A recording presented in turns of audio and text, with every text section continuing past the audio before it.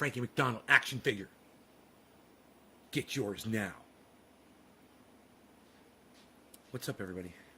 I was just thinking about a little brush here. I went for a nice little hike with the dog. Hey, Nick Brown, thank you for my digit. First thing, what's up, buddy? Hell yeah. Put some big... Josh Kelly! Josh, what's up, brother? You're here. Hell yeah, man. You've come back to the show, man. It makes me so happy. And I thought it was my salty language that was keeping you away. Huh. Shows you what I know. Nick, Hippie Chick, Debbie, Teresa, Josh. Will you play the song? Might be a little too early, bro, for that. But yeah, later on, maybe. If my viewer count stays horrible like it is right now, and nobody shows up to the show, why not? Why not?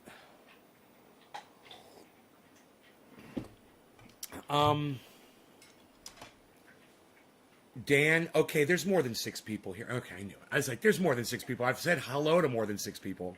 The numbers weren't updating, and right when I said that, it updated. Rogan, don't chew on that. Here, I'll get you a new one. He's trying to eat his yak milk chew, but it's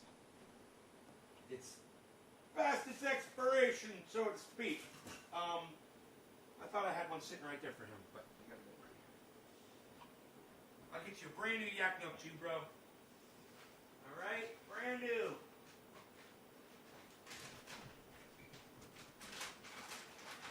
Here you go, buddy. Get a brand new yak milk chew for you. Yeah, he loves that. Harley's like, feed me while you're here, motherfucker. Okay, here you go. We'll feed you too. There you go, Mansoor. Mansoor Kitty.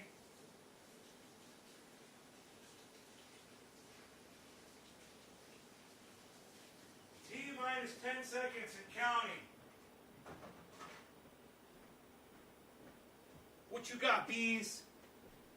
T-minus 3, 2, 1. I have returned. Jinmin, hey, buddy. Teresa, Hippie Chick, hello. Dan, Megsy, Josh, Megsy, Steve. Steve Running, hey. Alan Bluedorn, good morning, Alan. Okay, great. Good morning, guys. How's it going? So, let's talk about my good friend Kyle Kalinske. Now, I know that he's getting more and more involved with corporate media now that he has joined forces with Crystal Ball over there. You know, at Rising in the Hill, the first thing Kyle does is he goes and he waxes his fucking eyebrows. And I'm like, okay, yeah, that's the fucking corporate wearing off on you, and I understand that. But you always hope that someone like that is going to stay true to themselves and their audiences. And, you know, I think he's trying to do that. But he's trying too hard. And we know that people hate Bezos and Gates. We know. I fucking hate them too. At the same time, I have respect for what they've done. Nay, I came here so you can go for a walk, Josh. Okay. All right. So I can go for a walk? Okay. Do you want to sit up there? Is that where you want to sit here? I'm going to see. He wants to sit up here. You want to sit up there, buddy? Is this where you want to be? Look. This is where you want to be up here. Get up here. Where's your yak milk chew? Get your yak milk chew, buddy. Where'd you leave it? Oh, here it is. Here. Put this up over here. There you go. Yak milk chew. In an attempt to stay true to his audience, he sides with them. You know, there's a lot of people out there screaming and crying about Gates and Bezos. I'm not one of them. But I understand the sentiment. And I agree with the sentiment, too. You know, these guys, not Bezos as much. Well, no, Bezos, too. Bezos and Gates are evil. They're both evil. They are. You want to say the money has corrupted them or say that it doesn't fucking matter. They're evil now, okay? I realize that. At the same time, lying about them is not a way to win hearts and minds, Kyle. Now, while I agree with you on the sentiment, let's approach this like adults, okay? Let's approach this like adults, Kyle. You're going to like this. You like keeping it real. You like being honest with your audience. So when you say Bezos and Gates' billions of dollars that they own, that they did not earn them, you're a fucking liar, Kyle, and you lose credibility. And I'm here to keep you straight, and I know you ignore me, and I know you don't even know I exist. You don't even, if you heard the name, my real name, or the name of my show, you wouldn't even be familiar with it. I'm sure you've got me so far blocked and hidden. You have no idea, recollection that I even exist. And my audience can't get through to you either. And that's fine. I'm a big fan of yours, and I watch you every day. Okay? I tell my audience about you every day. You can continue to fucking hate me. You can continue to hate the fact that I call you out on your bullshit. But one day, maybe after I'm gone, maybe you'll run across my videos and you'll watch them and you'll see that there was a guy that was on the internet that was calling you on all of your bullshit all the time. It's just that you chose to ignore me. And that's cool. That's cool. But you know what? You guys could still send this over to him if you wanted to and let him see it. I'm going to go ahead and I'm going to play the video and you guys can hear it from the horse's mouth. And, you guys let me know how you feel about him lying to his audience. He's a fucking liar. He says, okay, I haven't even told you what he said yet. It's like I kind of want to let you just fucking hear it. I think maybe I did say it. He said that Bezos and Gates did not earn their wealth because they're not laboring for it. So Kyle reasons that if you're not out being a janitor or a garbage man, then you don't deserve your money because you're not actually doing physical labor for it. How stupid does that sound? Now let me just put it into perspective for you. Let's say there's a woman out there and she has a salon. Okay, she's doing it all herself. She's cutting hair, she's doing nails, she's doing facials. She's a one-woman machine. And she's fucking handling it and she's taking care of everybody. Everybody loves her. They all come to her salon and she just gets exhausted. And so many people are coming in, she can't handle it. So she takes on a few ladies. And they're good. And she makes sure that they're really good employees and they're doing exactly what she did. And she's overseeing and she's making sure she's managing them, right? She's doing the paperwork. She's paying them money. She's putting food on theirs and their children's tables, right? She's an employer. And she's earning her money. I don't care if she's not doing physical labor or not, Kyle. This is the dumbest thing I've ever heard you say in my entire life. And I just think it's important that you guys know that I keep it real with everybody, even the people I love and appreciate, and even the people that I tell you to go watch religiously. When they fuck up, I will call them out on their bullshit. I'll still send you over there to watch them because they're redeemable. There's all kinds of great shit that he has to offer. But I'm going to call him out on his bullshit every time. Okay? So you're watching the right show. If you appreciate that sort of sentiment, then you're watching the right show. Go ahead and share this around. Get some people here. You know what you could do? Go ahead and send this on Twitter to Secular Talk. Where are the women? This is the Democratic Party in a nutshell. This is the corporate Democrats in a nutshell. It's the same as the hire more women guards tweet. Remember that? Is the chairwoman of the Oversight Committee in Congress. Hold on a second. I'm just looking through to see where the part is that he's talking. I think this is the video. Oh, fuck. We need more diverse faces in this list of egregious income from executives. I think it's later on in the video. That neoconservatism is our foreign policy approach and imperialism is our foreign policy. They don't care. It's just, well, do we have a good gender ratio for the people who are bombing the innocent people? Do we have a good gender ratio? He makes a good point. oh, gross. He always makes good points. Absurd, extreme. That's why it's important that you call someone like this out on their bullshit, too. You gotta make them keep it real, man, or they won't. And he just ignores me. Because if we do, that's awesome. That's what I want. And he's gonna slip. He's gonna go over that slippery slope. Raise the marginal If he gets away with one lie, he'll get away with another. He'll get away with another. And next thing you know, Kyle Kalinski's the next fucking Donald Trump. Just lying anything he wants, you know? You gotta hold these people accountable. Then we're good. And you wonder why real lefties are so furious. I thought this was the video, guys. We're setting up these concentration camps. And instead of people who are supposed to be the left party saying, shut them down, the response is, hire more women guards. I'm so sorry, guys. 100 million last year or something. So I don't know why they're omitting certain industries or certain sectors and not others. But anyway, I digress. The response from a congresswoman was, where are the women? I'm going crazy. So in other words, she's not saying, where's oh my phone? God, this wealth is It was on my phone. We live in a country where half of working people make $30,000 a year or less. Tens of millions of people have no health insurance. We have at least 500,000 homeless people, including tens of thousands of homeless veterans. Where are our priorities? What are we doing? This is insanity.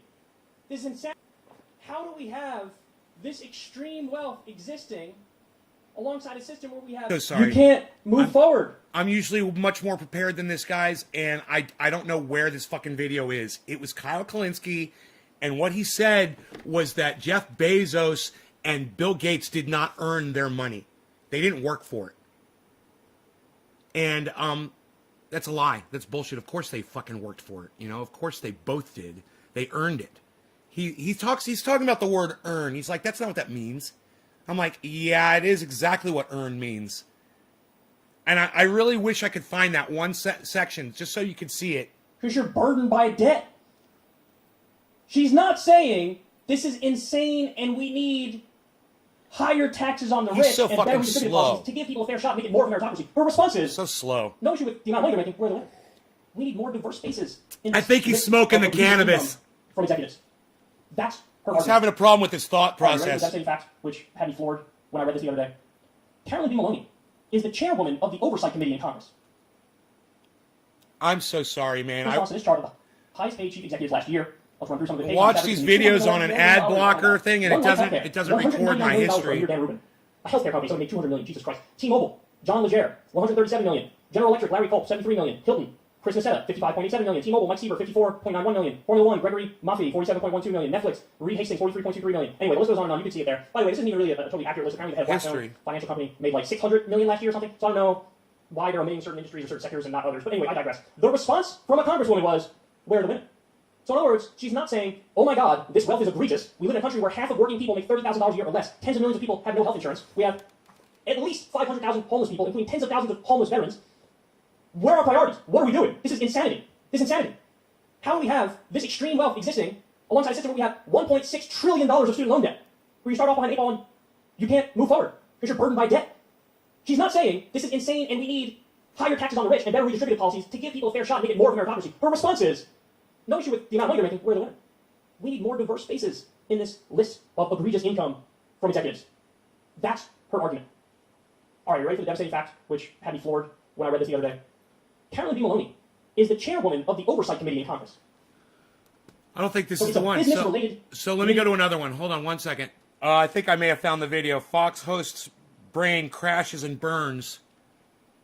That might be the one. Fox hosts brain. God damn it. America, you elected Bernie Sanders. You just didn't know. Okay, I think this is the one. I am so sorry, guys. Oh my God, I should have fucking tweeted this out and I didn't. You could keep me open on like in Facebook. Oh. Fox and Friends, to be specific, they decided to have a conversation about taxes, and it doesn't go well. I think Brian Kilmeade's brain stops working pretty quickly in the segment. What's her name? Is this Ainsley Earhart? I think it is. She also is struggling to rub together a few brain cells in order to come up with a thought. Steve Ducey somehow comes out of this looking like Albert Einstein. which is a crazy sentence to say. I'm so but sorry. Here they are discussing taxes and socialism. And when they talk about raising taxes on the wealthy people, the majority of people in this country are okay with that. So They're not wealthy. that is not true. Do you think the majority of the country want their taxes raised? No. They're okay with raising taxes on the rich. If you ask people, do you want to go to Disneyland every day? That's popular. But is it logical? Is it feasible? Is it practical? No. You can't have, but the most American people know, you can't be sober and expect all these free things and have a capitalist free market society. Such an idiot. I just remember the poll that we cited last year about this time, and I want to say it was a Reuters poll, showed that something like 65% of Americans were okay with jacking up taxes to pay for things that they wanted. And these are politically, so jacking up other people's taxes to get something you want is got to be very popular. Brian, if you used to have a job pre-COVID, Hey, and now Ann. you're getting a paycheck from the government, and it's Let's more go ahead and than start you smoking. tax, even though it's our money. We'll And find the if part you where get Kyle your says tax paid that for, and you that make a lot of Gates money, and they want Bezos that. didn't earn their money. Expensive. That is called socialism, I agree. and that is not a successful economy. The reason why we work, we have a free market capitalist economy. That's not what we're working towards here. Sooner or later, someone's going to have to work for a living, earn that money, and be willing to give up $7 of every $10 that they earn. When the American people are forced to look at this holistically, that is not popular. It's sad. Ainsley Earhart is so hot until she opens up her fat fucking Republican mouth, and then nothing but sewage and garbage spews out of it, and she loses all of her attractiveness. You're giving more money to the government than you are putting in your bank account. Not gonna It's last. sad. There's so much to say here. There's so much to break down. So at the end, when I think it's Ainsley says, it's not okay when you're forced to give more money to the government than you're putting in your bank account. Allow me to report. If you're making $500 million a year, and by the way, the CEO of I think it was Blackstone is making $600 million, but if you're making $500 million, and you only get to take home $200 million, I can't believe he's talking so slow that we can and understand him at fucking 2 times the Am I speed. upset? No. In fact, I'm going to cheer that on. And if you are upset by that, you need to rethink your priorities, because the real question is what kind of a system allows somebody to earn the equivalent Something's of going on with that $500 million boy. a year. At the same time, you have some people who work full-time jobs, bust their ass. He's having a earning hard 25 time or 30 grand a keeping year. his thoughts together. So really, I think the problem is this concept of like, did they earn that? Nobody earns. He's $500 getting million. dumber. Nobody earns $200 billion Here- of wealth in net worth. That's what Jeff Bezos has. Okay. Don't tell me he earned that. Don't tell me. I am so glad that I found this spot, guys. Here it is. Yes. Okay, let's go to normal playback speed. And you tell me, and I want to talk to my friend Steve Running. He's going to remember. Steve, you remember when Barack Obama said, you didn't earn that. You know all that infrastructure, them bridges, and those roads, those highways out there? You didn't build that. Remember when Barack Obama told that to America? And the Americans were like, well, fuck you, we didn't build it. You know, my father's a goddamn engineer. You know, my uncle's a construction guy. I worked for the goddamn Department of Transportation for years. You know, there's plenty of people that built those fucking highways and roads that heard that shit. And when he goes, you didn't build that? He's, well, Americans built it, dude. So what do you mean we didn't build it? Yeah, we did build the fucking infrastructure, and you're a fucking liar. You know, you want to say that I personally didn't go out there and build it? Fine. Did my father maybe work or spend taxes on it? You goddamn right he did. And yeah, he did fucking build that. So don't fucking lie to me, Barack Obama. You're a fucking liar. And as soon as you say shit like that, you lose credibility. You should have come right back out and said, you know what? I misworded that. I shouldn't have said you guys didn't build that. Of course you guys built it. But he didn't. So he's an asshole. Of course Stephen Running remembers that, right? Kyle Kalinske is doing the whole Barack Obama thing. They didn't earn that. Some people who work full-time jobs bust their ass and only pull in 25 or 30 grand a year. Right. Now, if you bust your ass and you only make 25 or 30 grand a year, right? And you're earning your money, that's good. How many people do you employ? How much food are you putting on other people's tables? Oh, that's right. None. You're helping yourself. Bezos and Gates are employing how many people? Bezos is almost up to 1 million employees? Are you fucking kidding me? But give him no credit and say he didn't earn the money that he's making? Let me tell you what the word earn means. It means either doing labor or providing a service for cash. That's earning. Right? That's the definition. I know because unlike Kyle, I looked up the definition of the word.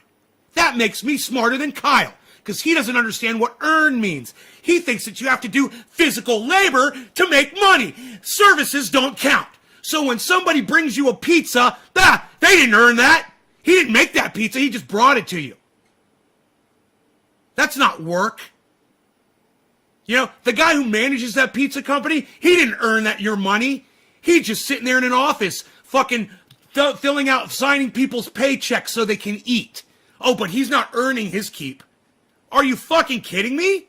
It doesn't even make sense. So when people that I love and respect aren't making sense, I call them out on their bullshit even harder. And I hope really, I think... And I fucking hope you guys appreciate me for this. I hope you will start sharing this right now. I hope you will take this segment right now. Go ahead, take a video of it with your phone, and go ahead, get on Twitter and tweet it at Kyle Klinsky. His handle on Twitter is @SecularTalk. And see if you can get one fucking response from this douchebag. One fucking response. We're so fucking tiny. We're so minuscule.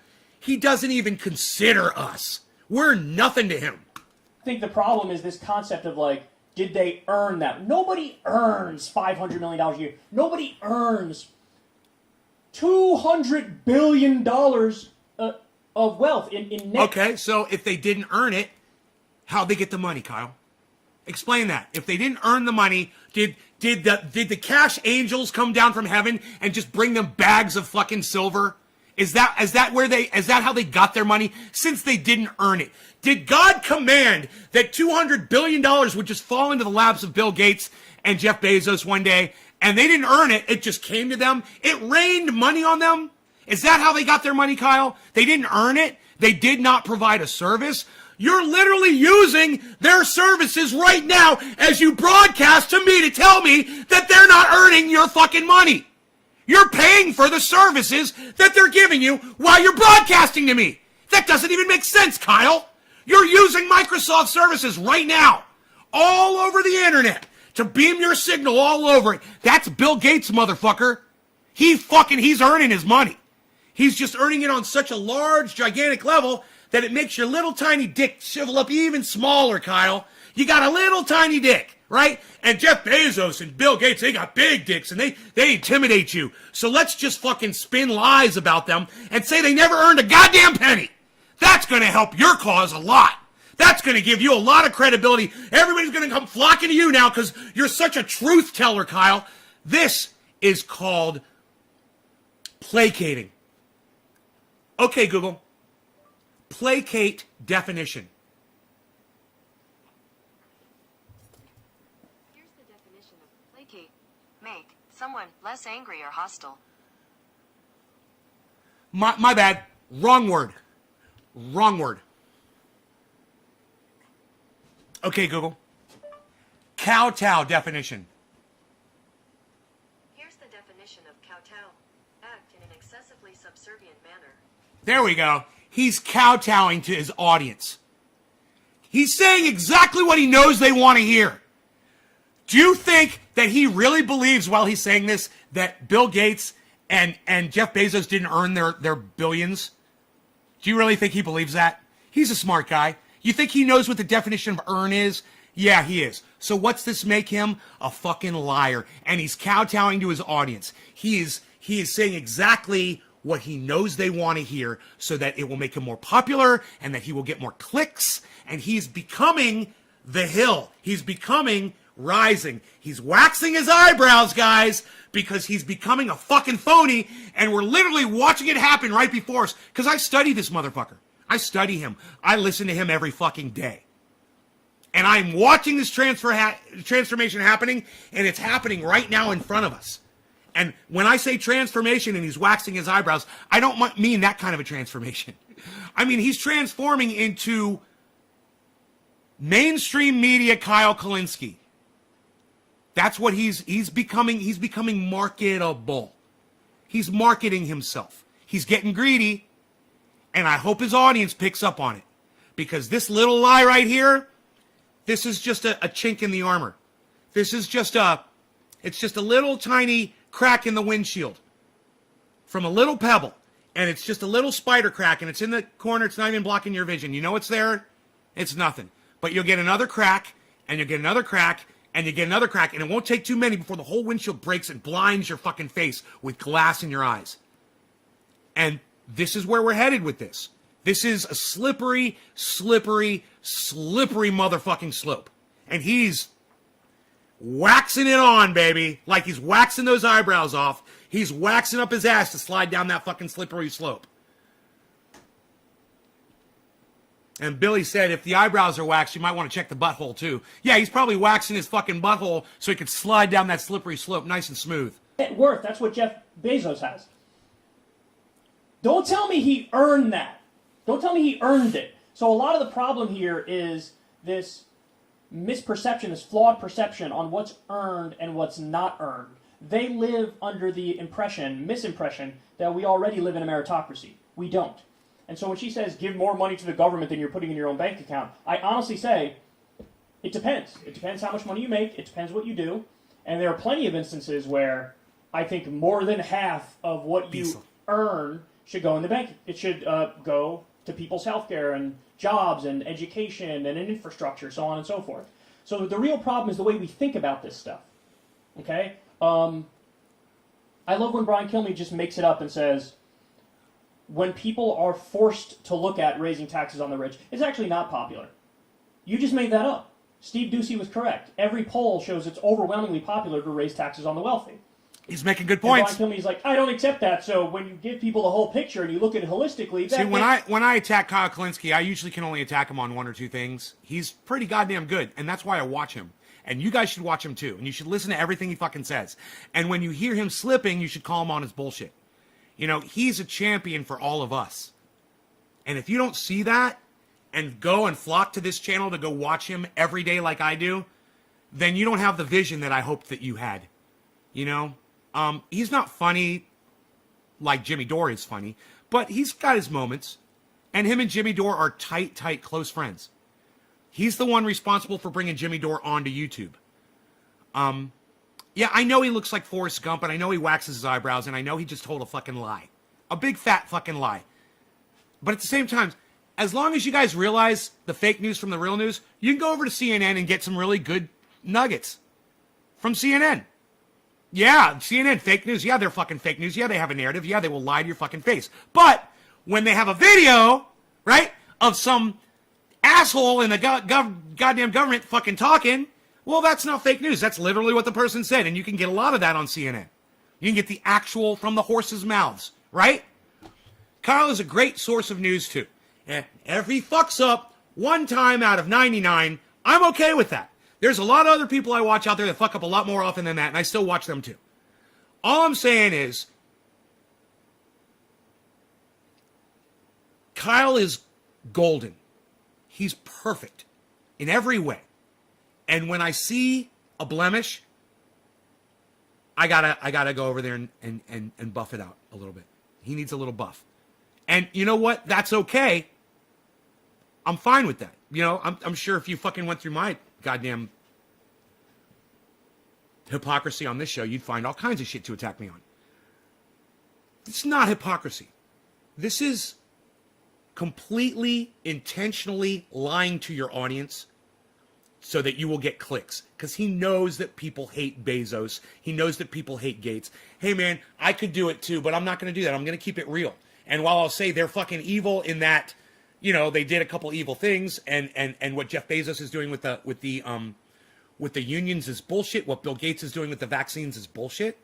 Well, let's say what's Bezos doing with Amazon, and let's say what's Gates doing with goddamn Microsoft. Now, while I hate Microsoft Windows 10, I fucking hate it. I'm still very thankful for it. I'm still thankful for the fact that I can use this computer, have this operating system, and I can connect to all these other computers. I'm thankful that I can make a call or get on my computer, right? Order something from Amazon, it shows up on my doorstep in a day or two. Thankful. That's a service. I'm willing to pay both Jeff Bezos and Bill Gates for those services. But as a paying customer, I also have the ability and the right to speak my voice and say when I think they're evil or when they're ripping me off or when Windows 10 sucks my dick. You know, I rarely complain about Amazon. I rarely have anything to say bad about Amazon. I use them constantly. It's a service. It's provided by Jeff Bezos. And if you don't like that fact, Kyle, I don't know how else to tell you that, yes, Jeff Bezos is earning every penny that he's made. And even when he makes $1 trillion, he's earned all of those dollars. And Bill Gates, he's earned all of his money too. He's earned it. And you might not like the way they earn their money, Kyle, but that's not for you to judge, is it, how they earn their money? If they're not hurting people, and if they're actually providing a much needed service to people to do it, and they're helping a lot of folks along the way, you know, I'm sure that Bezos and Gates are quite philanthropic, and you could probably, right now, Google philanthropy, Jeff Bezos, philanthropy, Bill Gates, and probably find millions and millions of dollars that they've donated to charity and to doing things and to building projects and neighborhoods and playgrounds or whatever they do. You know, or improving infrastructure like Amazon likes to do. You know, increasing making shipping time shorter, but no one wants to talk about that. Giving the post office competition so they'll clean up their act. Nobody wants to talk about that. You know, making mom and pop stores more competitive so that they can stay alive and stay afloat against Amazon. Yeah, it makes everything better. Competition is a good thing.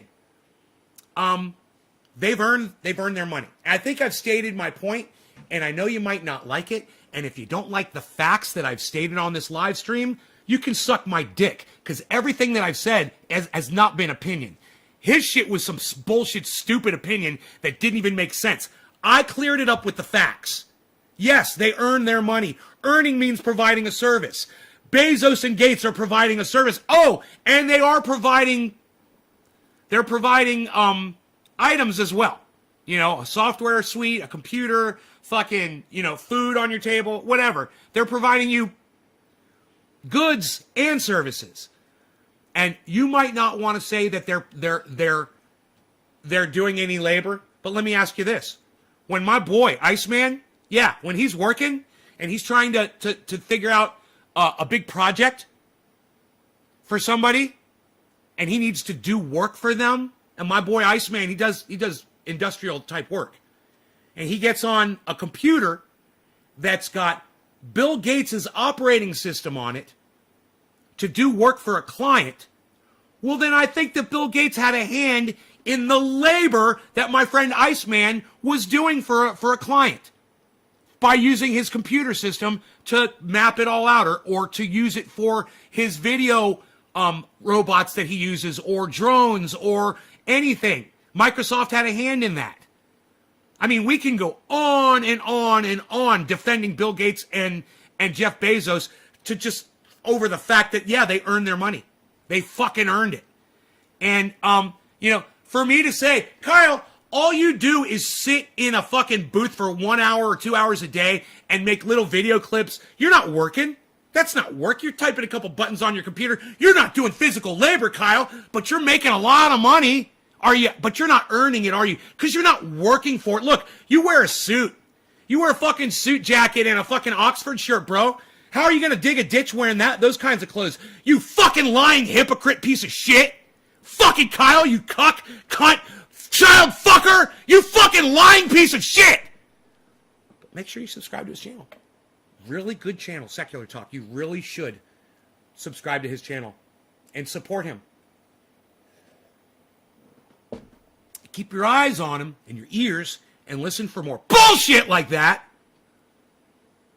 And when you hear the bullshit, type out a nice little fucking post under his goddamn YouTube video and let him know how you feel about him being a fucking slacker. You know, Kyle, you sit there in a fucking suit and you say that Bezos and Gates aren't earning their keep. You sit there in a suit and fucking do this with your hands and go, Dickie McGee sex, Dickie McGee sex, Dickie McGee sex. Is that labor? Is that labor? Is that working hard, Kyle? You working hard? Is that labor? You earning that money, buddy?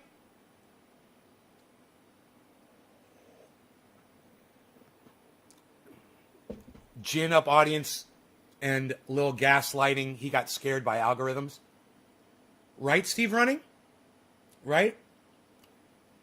They invented and were marketing geniuses. They invented. Not only that, Jeff Bezos used to drive the forklift at Amazon. He literally used to drive packages to the post office. Jeff Bezos. Yeah, he was a laborer before he was the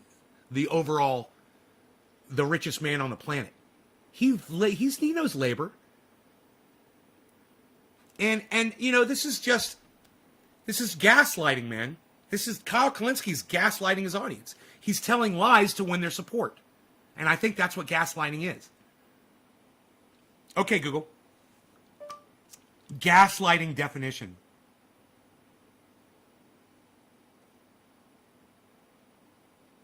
According to Wikipedia, gaslighting is a form of psychological manipulation in which a person or a group covertly sows seeds of doubt in a targeted individual or group, making them question their own memory, perception, or judgment. See, gaslight, he's totally lying. He's misrepresenting the facts, and then you're like, yeah, they didn't work. Yeah, Bill Gates and Jeff Bezos didn't work. Kyle totally convinced me. They're evil. Well, they're evil, but not because they didn't work, and not because they didn't earn their money. They're evil because they've made some really poor decisions. You know, you support your workers. You let them unionize. You let them push back against you. You know, you don't be a fucking cuck bitch. And for Bill Gates, man, you get the goddamn antidote out there for everybody. You don't hoard a fucking vaccine. You're evil, man. You've become evil and greedy. And yeah, they need to be called out for their bullshit when they're sitting on mainstream media, whether it's Bezos or Gates. Whoever's doing the interview needs to say, hey man, why are you hoarding the goddamn antidote for COVID? Why do you think that only your companies should be able to distribute it? Isn't that like evil? Shouldn't we be trying to distribute? Why doesn't anybody ask Gates that to his fucking face? You know? And why does someone go up to Jeff Bezos with a goddamn camera and a microphone and go, hey man, just kind of curious why you're totally anti-union for your own workers that bust their ass for you. And you can't supply breaks in bathrooms, you know, and give them, you know, here's an idea. Hire more people.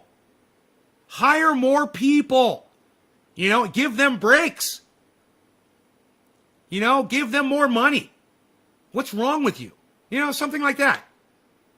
But, you know, I don't see Bill Gates or Jeff Bezos being interviewed by Kyle Kalinske or on The Hill Rising, you know, or on Kyle and Crystal show. You know, I don't see them coming on there, and I don't see them trying to get them on. You know, has he tried to question him?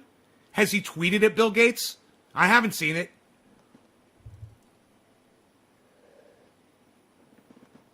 I'm not here to defend these monsters. I'm just here to call him out for his lying.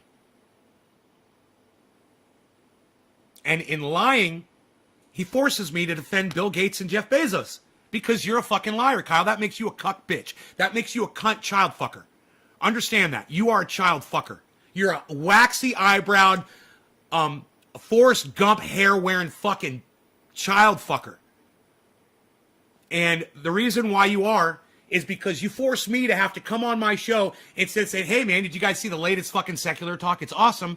I have to say, hey man, did you guys see the latest secular talk? He's a fucking liar now, and he's going down a slippery slope, and he's gaslighting his audience, and he's kowtowing to people, and he's making his own definitions up for words.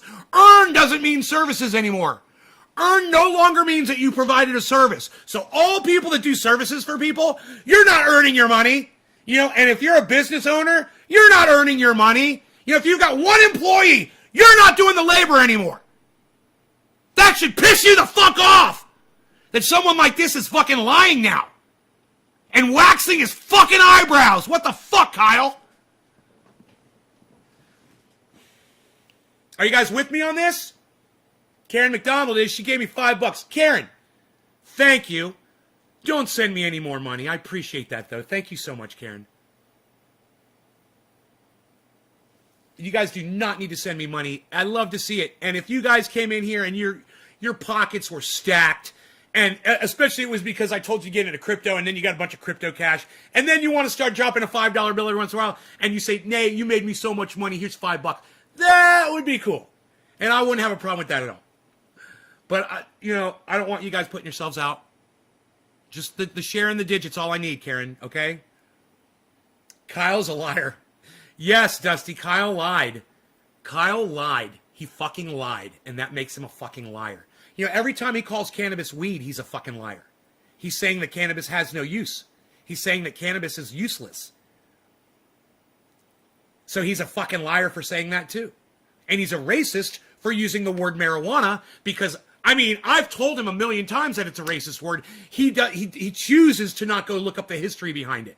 Behind the word marijuana. Find out where that racist piece of shit word came from. It came from a racist piece of shit. And by you repeating his words, you're now the racist, Kyle. Because that guy, he's no longer alive to use the word, but you are, and you can carry his torch for him. Fuck you, Kyle. Fuck you. You fucking cuck bitch. Sharing this stream out is a great tip. It's the greatest tip I will ever get. Is you sharing this video. You don't have to give me money. What I want from you is just you to share it on social media and bring more people here. That's all.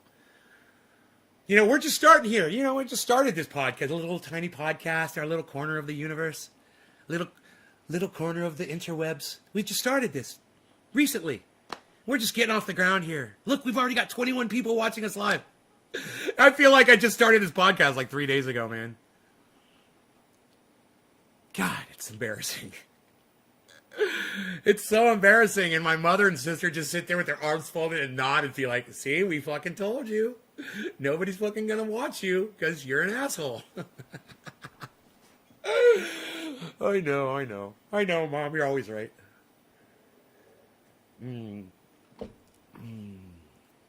All right, so are we smoking today or what are we smoking is the question. I'm really digging on the Jack Herer, man, the last few days. Even though there's tiny buds. It's only tiny buds left in there. Tiny buds. Teeny tiny buds of Jack Herer. Still taste fruity and lemony and wonderful. And get me nice and high.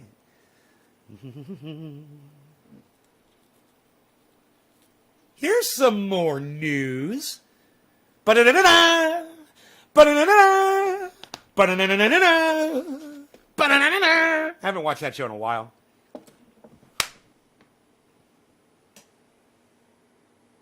I missed that motherfucker. God damn it. He was right there, man. He was right there. He was so fucking close.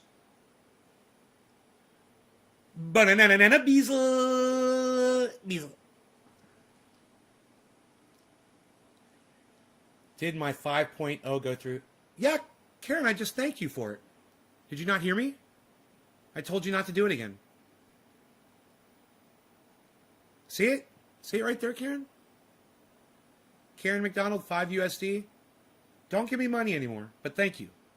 I do appreciate the sentiment, definitely. I don't need the money, especially from people who can't afford it, man. If you guys can't afford it, don't do this. You had to go pee. Go back and watch the show. I said thank you. And I also said don't ever do it again. I do appreciate it. I just, you know, I don't want to take money from people, man, you know? It's not why I'm here. You know, if there was 100,000 people watching this show and every once in a while somebody would slip me some money or whatever, fine. I have a feeling there'd be people who aren't going to miss $5 or whatever, you know? But there's just a few of us, man, and we don't have a lot of money collectively, and I just assume you guys not do that. Just share it, man. Share the video. That's all I want. I just want more people here watching. It's the message, man. It's not the money. It's all about the message.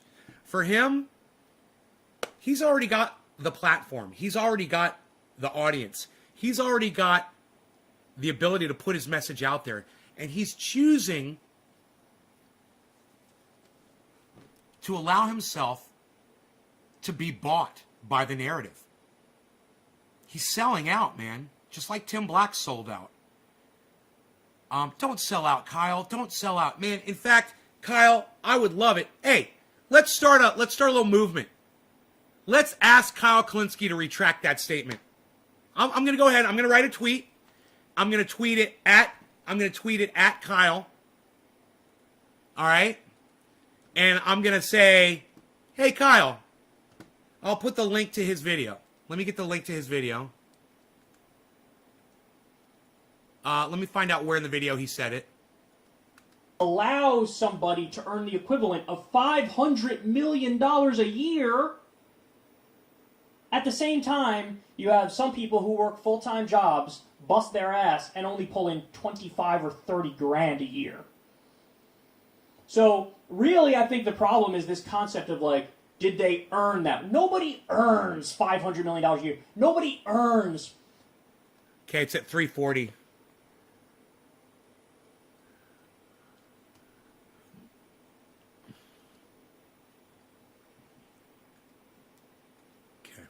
Twitter. Okay. At Secular Talk. Okay.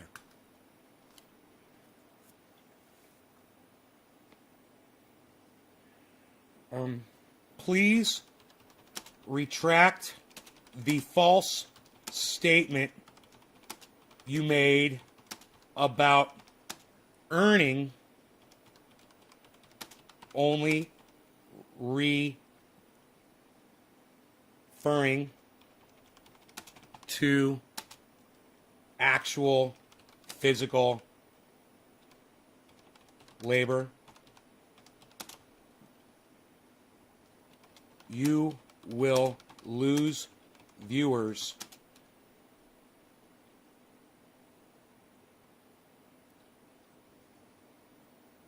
or maybe he'll gain viewers. You might gain viewers.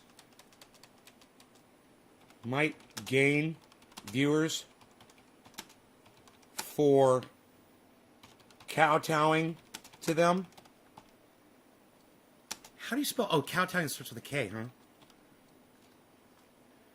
But you will lose respect from those of us who actually listen. Please retract the false statement you made about earning only referring to actual physical labor. You might gain viewers for kowtowing to them, but you will lose respect from those of us who actually listen. Gates and Bezos have earned every penny they've made to date. Have earned it. That's all I have room for. Okay. It's tweeted. Now, do me a favor. I tweeted it at Kyle Klinsky, so you will probably only see this under my tweets and replies, not under my tweets. Please go to my new channel, which is at CryptoCult420, right? Please go there. Please retweet this at Secular Talk. At Secular Talk. Please retweet this at Secular Talk. Thank you. Whoever did that. Thank you. Whoever did that. Thank you. Thank you, guys. Yes. Thank you. Thank you. Thank you. Go ahead and retweet it at Kyle, man. Retweet it at Tim Black. Retweet it at Jimmy Dore. Retweet it at Miserable Lib. Retweet it at Snoop Dogg. Retweet it at Tim Pool. Retweet it at... Go ahead, man. Start retweeting the shit out of it. Everybody. Get on Twitter and retweet it. Get my message out there. You know, Kyle Klinsky has 1 million people listening to him. I've got 21. So maybe you could take my post and put it on Facebook. You could take my post. You could fucking put it on... It's only got 1 comment reply. But please, guys, if you agree with me, help me out. Help me get my message out there. Help me get more people here.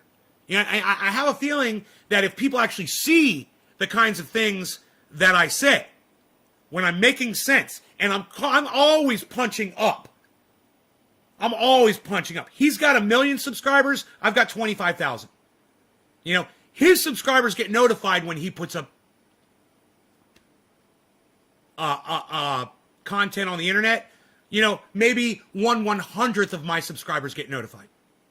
So I'm punching up here, guys. I need you guys to help me. Still only 1 comment. Wow, man. And it's just Nick Brown saying 1 word, facts.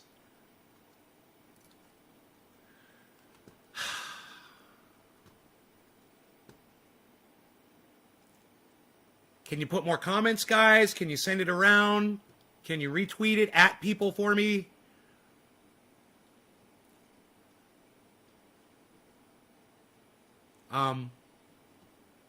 Or not. I got 20 people watching. I wish all 20 of you would go there and give me 20 likes. You know?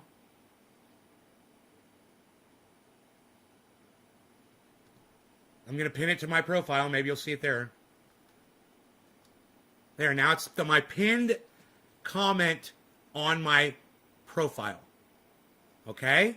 So there's no reason why you can't find it. If you go to at CryptoCult420, it is the pinned comment. There is only 1 comment. Now there's 2. Thank you. Who was that? Now there's 2 comments. Steve Running. Thank you. Thank you, Steve Running. I'm going to retweet you, Steve. Yes, exactly. I'm going to retweet you at Kyle Kalinske. Thank you. Thank you.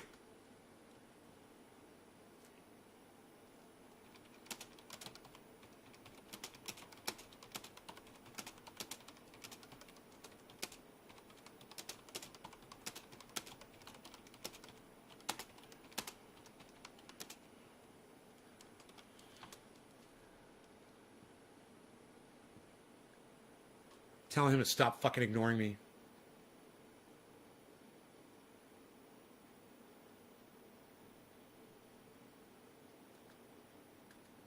Retweeting you, bro. Nick Brown retweeting you. Thank you both. Both of you. Okay, there's a third comment now. Who is it? ORF, old retired fucker. Thank you, buddy. Thanks for keeping it real. I'm retweeting you, buddy. Thank you.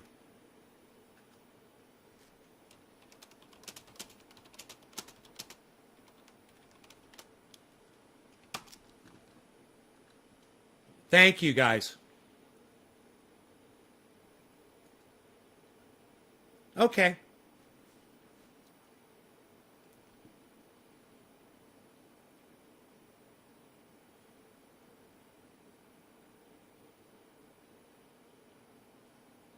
Hippie chick. My feed is at Crypto Cult 420. Are you on my right channel, hippie chick? At Crypto Cult 420. You realize that, right? You're at my right channel, right? At Crypto Cult. It is literally my pinned tweet. On my main channel, on Twitter, Crypto Cult 420. I shouldn't say on my main channel, but on my new channel, at Crypto Cult 420. It is my pinned tweet. Let me know if you really can't, if you don't know how to go to my channel. If you don't know how to visit my channel on Twitter, let me know if you don't know how to do that. It's twitter.com/CryptoCult420. Here's the link. I know I'm asking my audience too much. But I'm not asking Nick Brown, Steve Running, or Randy Church too much. Those three guys got it. Oh, fourth person? Steve, Nick, Hippie Chick. Thank you, Hippie Chick. You didn't leave a comment, but thank you. I'll go ahead and I'll retweet you. I'd like it if you would leave a comment too, Hippie Chick, and interact with my tweets, please. Please interact with my tweets, guys, and interact with each other, and make sure when you see each other on Twitter that you guys are following each other too. Okay? When you see Randy Church, follow Randy. When Randy sees Hippie Chick, you follow Hippie Chick. When you guys see Steve Running, you follow Steve Running. When Steve Running sees Hippie Chick and Randy Church, you follow them. And when you guys see Nick Brown, you follow Nick Brown. And when Nick Brown sees all of you, you guys follow each other, okay? No, I'm not asking you too much, Trendy Nick. I'm not asking Randy Church too much. I'm not asking Steve Running too much. And I'm not asking Hippie Chick too much. Those 4 people out of 21, 4 people didn't see a problem. And, 16, 17 people, nothing. Nothing. It's only got 6 likes. There were 21 people, and now, of course, people are leaving because I'm asking you to do something for me. So people will leave. Now I'm down to 14 people. You guys just don't want it. It's just like, you guys are the ones that leave that don't want to help me out. God damn, man. Really? Is it too much to just pick up your phone and pull up Twitter and fucking do a fucking like and a retweet and maybe type a little something nice in there? I come here 3 times a day to do this show, man. I ask you for fucking 1 minute of your time. I put in 3 hours and I'm asking you for 1 minute of your time. If I'm asking too much, keep leaving. I just assume have the 6 people here that actually will do this.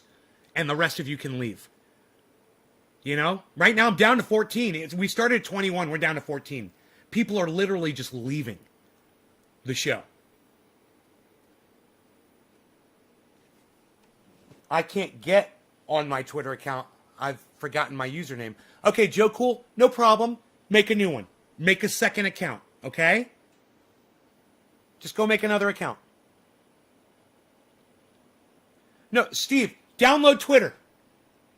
On Facebook you could share this video. But download Twitter onto your smartphone, man.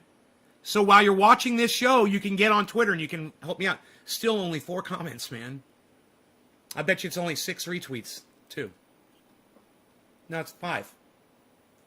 6, 7 retweets.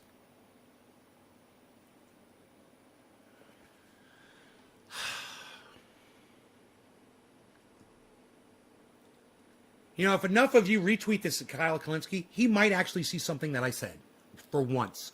One time. If I could get enough of you guys to do this. I'd love to know the people who don't want to help me out on Twitter so I could block you forever from this live stream. You know, you don't want to download a little app and help me out as much as I do on this show for y'all. I just assume not fuck with you, you know?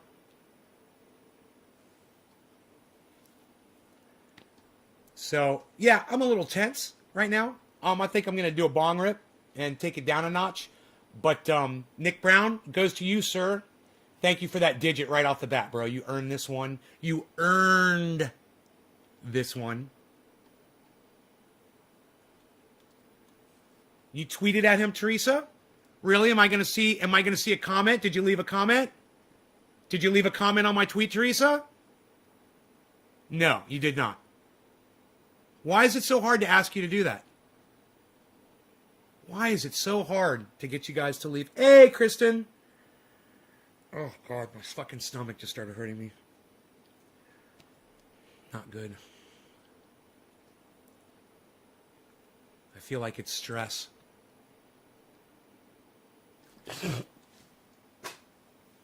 Kristen, the app is Twitter. I'm asking people to support me on Twitter so that they will,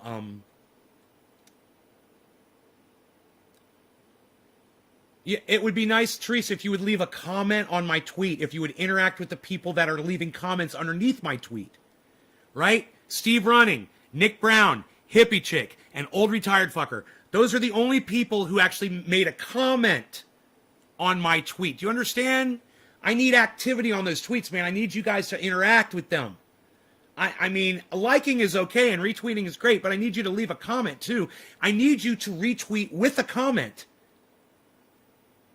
You know, so give me your thoughts on what you think about what I said. Did I not inspire you into saying something?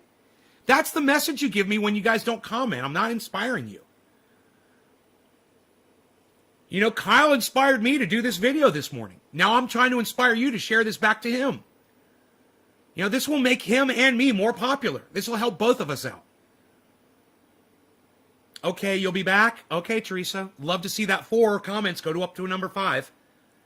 17 people watching and I can't get 17 comments on my tweet. My Twitter account handle is @CryptoCult420 on Twitter. @CryptoCult420. Just download Twitter. Only takes a minute.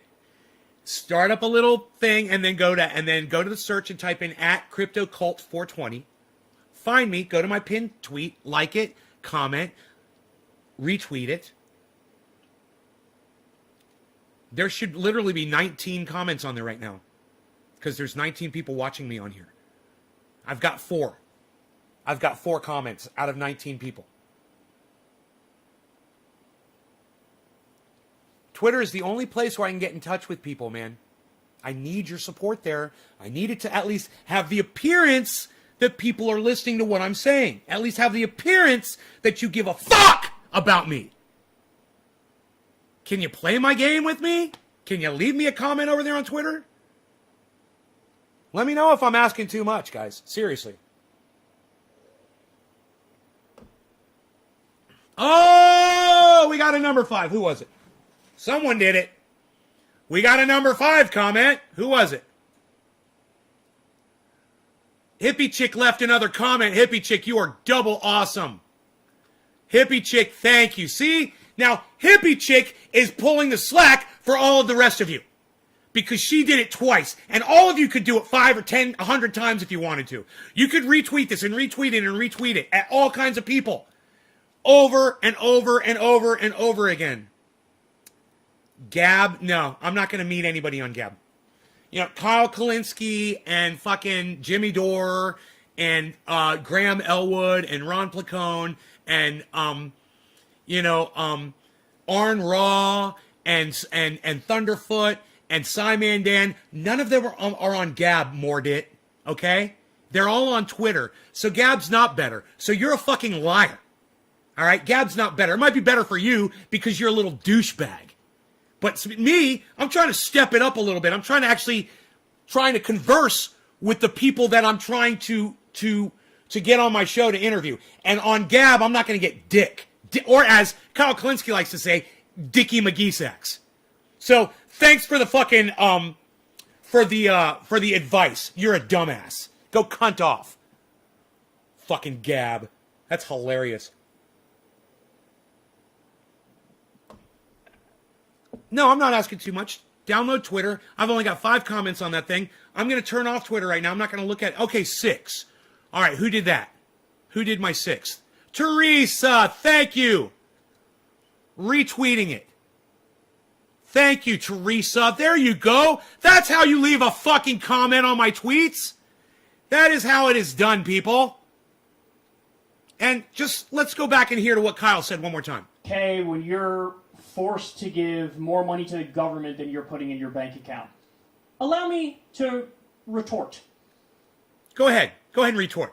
If you're making $500 million a year, and by the way, the CEO of, I think it was Blackstone, is making $600 million. But if you're making $500 Nick, cheers. and you only get to take home 420 Newfoundland. $200 million, and the rest of that money is going to go towards healthcare and education and infrastructure and paid vacation time for people, am I going to be upset? In fact, I'm going to cheer that on. And if you are upset by that, you need to rethink your priorities, because the real question is, what kind of a system allows somebody to earn the equivalent of $500 million a year? He just said earn. Did you catch that? He said, how did you earn $500 million a year? And now he's going to say you didn't earn it. At the same time, you have some people who work full-time jobs, bust their ass, and only pull in 25 or 30 grand a year. So, really, I think the problem is this concept of, like, did they earn that? Nobody earns $500 million a year. Nobody... It's fucking Barack Obama. You didn't build that. You didn't earn that. You didn't work for that. Twitter handle is at CryptoCult420.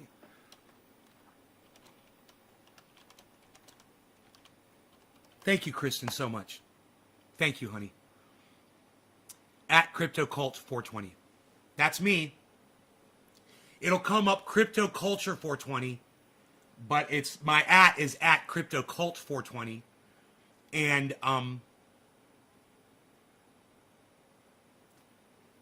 like I said, I'm turning it off. I'm not even going to look at it because you guys just don't support me over there, and it upsets me a lot that I can't get you guys over there. You know, weeks will go by and I won't mention it. You know, I'm still tweeting every day. I'm on there every day. It's Steve Running, Nick Brown. Nick Brown is always there, man. Nick Brown's got his notifications turned on. You know, on occasion I'll see Teresa or somebody, or Hippie Chick. But for the most part, you know, you guys will retweet the shows because you'll drop the digits, right? And you'll retweet the show, and that's good. But you won't check out my tweets, my actual tweets, and you won't retweet them at people, and you won't get active and fucking boost me up and lift me up and amplify my voice so more people can hear me. You know? Don't hoard me. You know, don't just keep me to yourself. Why are you so fucking embarrassed that you watch my show? You know? If you're embarrassed of watching my show, then I'm definitely doing it wrong, you know? And I gotta tell you, I can't fucking stand that shit. You guys that are embarrassed of me, I fucking can't stand that shit. So, yeah, man, this rock is so pretty. I love this rock. Look at this thing. I found this on my road. It's not focusing on it, but it's got a little depth to it. And it's just, it's green. You know, it's got this green, it's kind of like just like this really beautiful beautiful texture and color, and it's heavy. Like, you could literally kill somebody with this in like 2 shots. If I hit somebody on the head with this twice, that's fucking heavy. It'd be like hitting them in the head with this. No, this thing weighs way more. This thing feels, it's so weird. It almost feels like a centrifugal force, like a what is that? Yeah, it feels like a centrifugal force, like when you're holding a hard drive. The difference in weight, it's funny. It kind of confuses your hands when you do that. No, this thing probably weighs 2 or 3 times. I'd say twice as much. It's like if I had 2 of these in my hand, it would probably weigh that much. Yeah, it probably weighs twice as much. I wonder how close I was.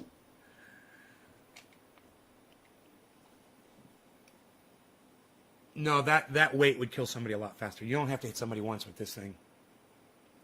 That's going to kill you. You don't want this thing to fall out of an airplane and hit you in the head.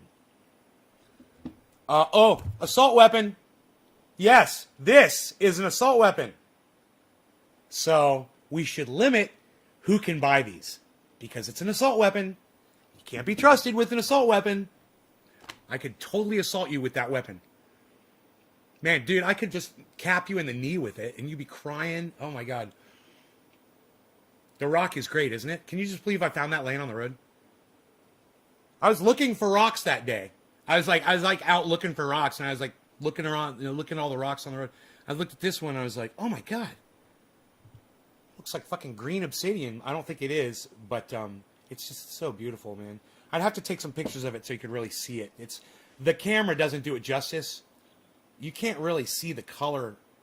And the lighting's not right in here right now either. Steve, thank you, buddy. God damn, thank you guys for getting on Twitter and helping me out.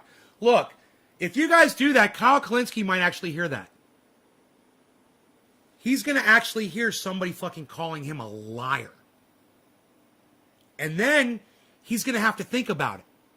He's going to go, he's going to have to go look up the word earn. He's like, well, Bezos and Gates didn't earn that money. They just sat on their asses and collected it. And then he's going to go look up the word earn in the dictionary. And it's going to say goods and services or labor provided, not just labor. And he's going to think, well, Bezos and Gates are providing goods and services for people all day long, every day, for years. And then, if he really wants to win me back, and I don't think too many other people are going to pick up on that, because people are so easily sold when Hitler was a bad person. Well, yeah, he was. I agree with Nay. Yeah, Hitler was bad. I'm going to get angry about that. That's all he's doing, man. He's saying, he's saying what people want to hear. And just because you say what people want to hear, that doesn't necessarily make you great at what you do. Then you're just massaging people. And you're coddling, and you're trying to win them over on something that they agree with that's not true. It's a false narrative.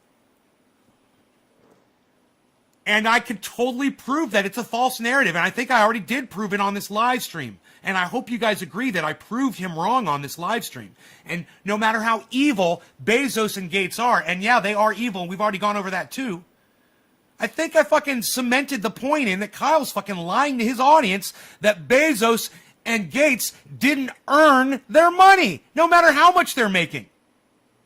Of course they fucking earned it. You just don't like the way they did it, because they did it really good and they did it really huge, and they're not as philanthropic as maybe you would be. But then again, Kyle, when I see how easily bought off you are, waxing your fucking eyebrows and lying to your audience now, I have a feeling you could probably be bought as maybe around the fucking $2 or $3 million level.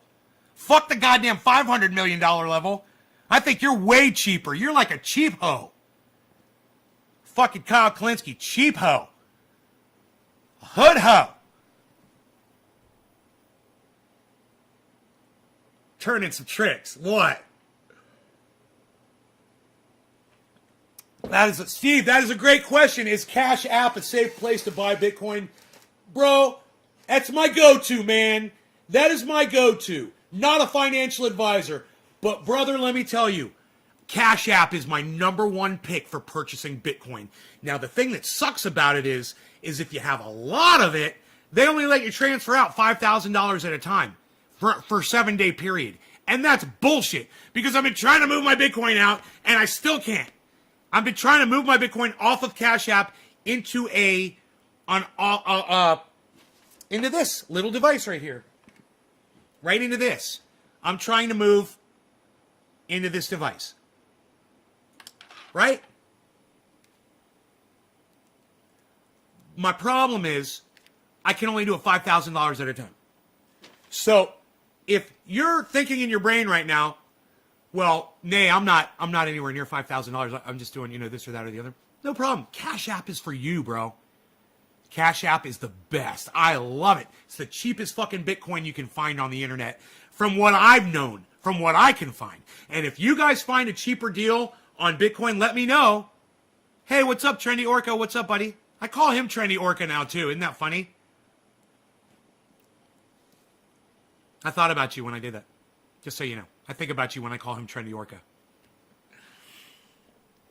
But Cash App, it's so easy. The fees are like so cheap. Coinbase will give you no fees for the first 30 days, I believe. So buy for the first 30 days on Coinbase. I think it's Coinbase. It might be crypto.com. I can't remember which one it was. Ended up Venmo. I don't know what you mean by ended up Venmo. It's just a fragmented sentence, bro. It doesn't even make sense. That's a cool gadget for storing cryptocurrency. Yeah. And let me tell you something. Everyone that's doing this on a large scale should consider that. Should consider it's an option, and it's something that I liked, for my specific needs, because I'm putting all my information out there. Okay, I'm telling people how much I got, for the most part. People can figure it out. What's on what app, right? So any hackers that are out there, they start paying attention to the show, and they're getting a lot of personal information, and they're going to try to use that shit against me and try to hack me. So I'm in, just because I do a 3-time-a-day podcast, I'm in a more vulnerable position than a lot of you. And a lot of you that your name's not out there, people don't even know who you are or where you are or what you're doing on the internet, and you're not telling anybody about it. Not a big deal. Not something you really have to look at. If this is something that you're going to get into and you're going to put thousands and thousands of dollars into your crypto, I definitely recommend you store it offline. Then, because people get hacked, man. People get hacked. And I hear about it all the time. So they're not going to be able to hack you if your shit's not on the goddamn internet. And my shit is not on the internet. Right?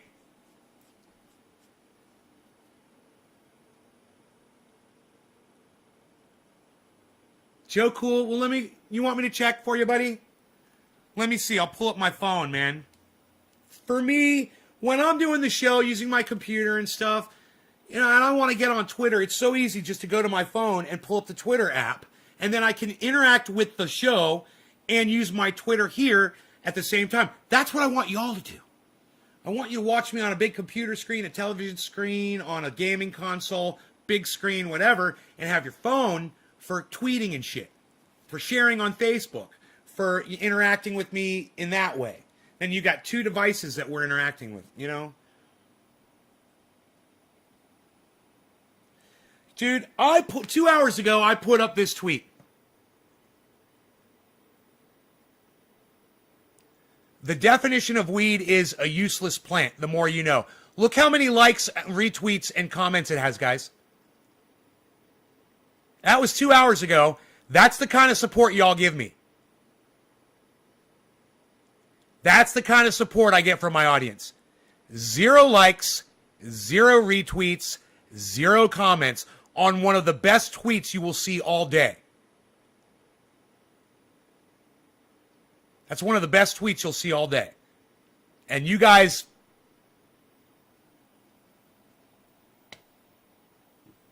Nothing. Okay, 1 retweet and 1 like. Let's see who it was. Steve Running! Thank you, buddy. Steve Running. If my ignorant internet ass can comment, anyone can. Thank you, Kristen.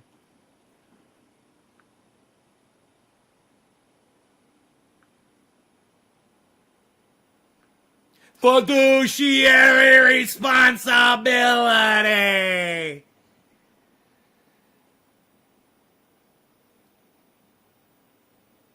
Aw. Kristen, thank you. I'm retweeting you.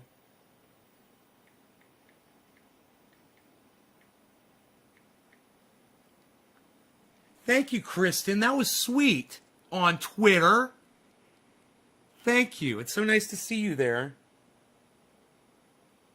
Aw. I love that picture of you.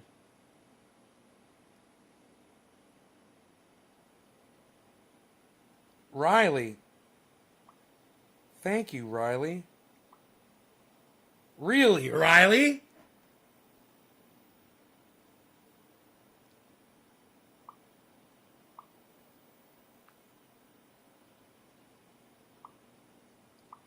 You guys are all retweeting at Kyle Kalinske. I think he's going to fucking see this.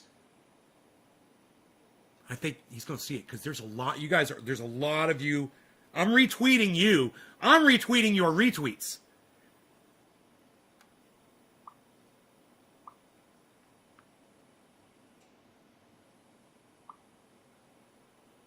Steve Salisbury, perfect. And let me follow you back. And Kristen, let me follow you back. Make sure I follow all of you back. I'm already following Debbie. Joe. Not the average Joe. Following you back. Kristen. Following you back. Everybody, follow everybody. Everybody follow Kristen. Kristen, follow everybody else. If you see each other in my tweets, make sure you click on them and follow them, guys. Okay? Build the community. Teresa King, I'm pretty sure I'm already following you. Yes, I am. Teresa's got 34 followers, everybody. That's me, not the average Joe. Right, Joe? See, I interact with y'all on Twitter. You see that? You see, you literally see me interact with you. And I do it off when I'm not on the show, too. Right? And you can literally message me on Twitter if it was something important. You guys can do that. That's where to message me at.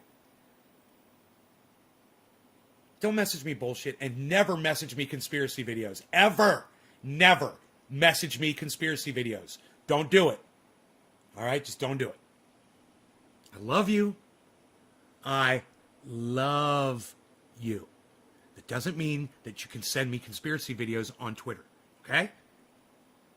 We're not conspiracy nuts. There's only really one conspiracy that we discuss on here. The real one. Our extinction one. That's the one nobody wants to talk about. That's the one that people hear me talking about that shit and they think I'm fucking crazy and they don't watch me anymore. That crazy guy says that the human race is going extinct. Facts? Facts. Facts? I mean, provable facts? But you're going to call me crazy?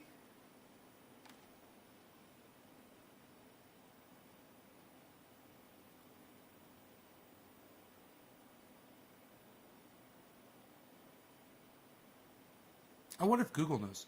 Okay, Google. How many humans have we lost to global extinction?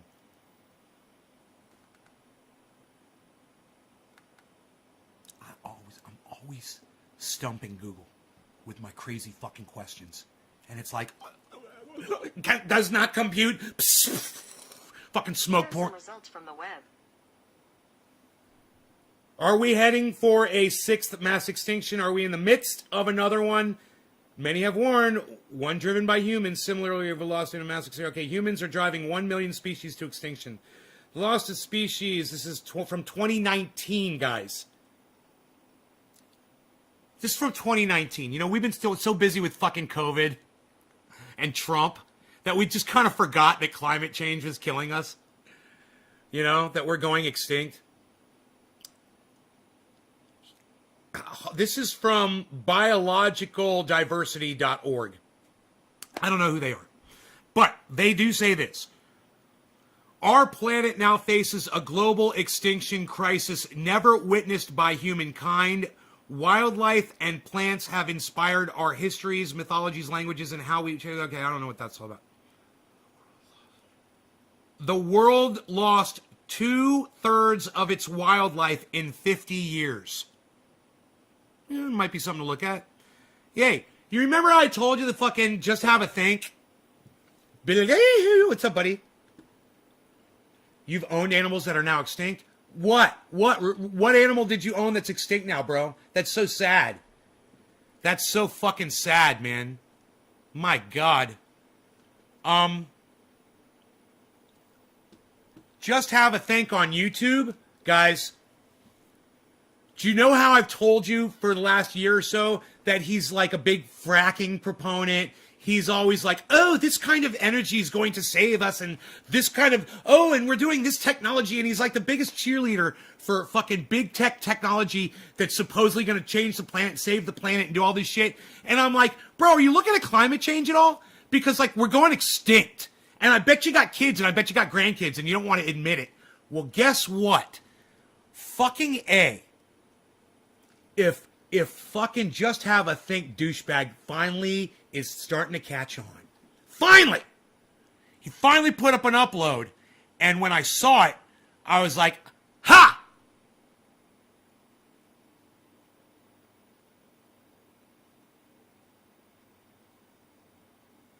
Okay.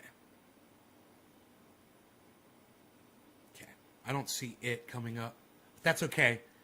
I'll find the video real quick for you. I know I'm going to find this one. It's one of his latest ones. It's a brand new upload.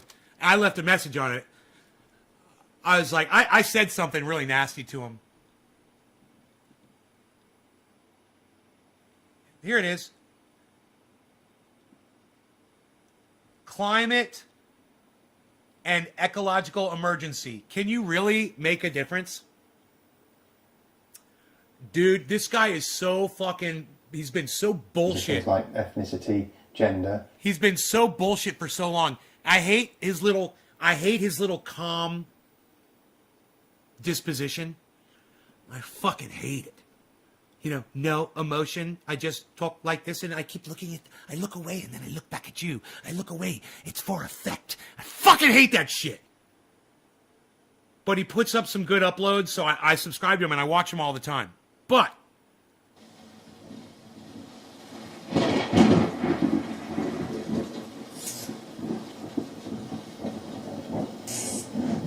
hello, and welcome to a special edition of Just Have Another Think. And let me just tell you this. This motherfucker loves himself so much.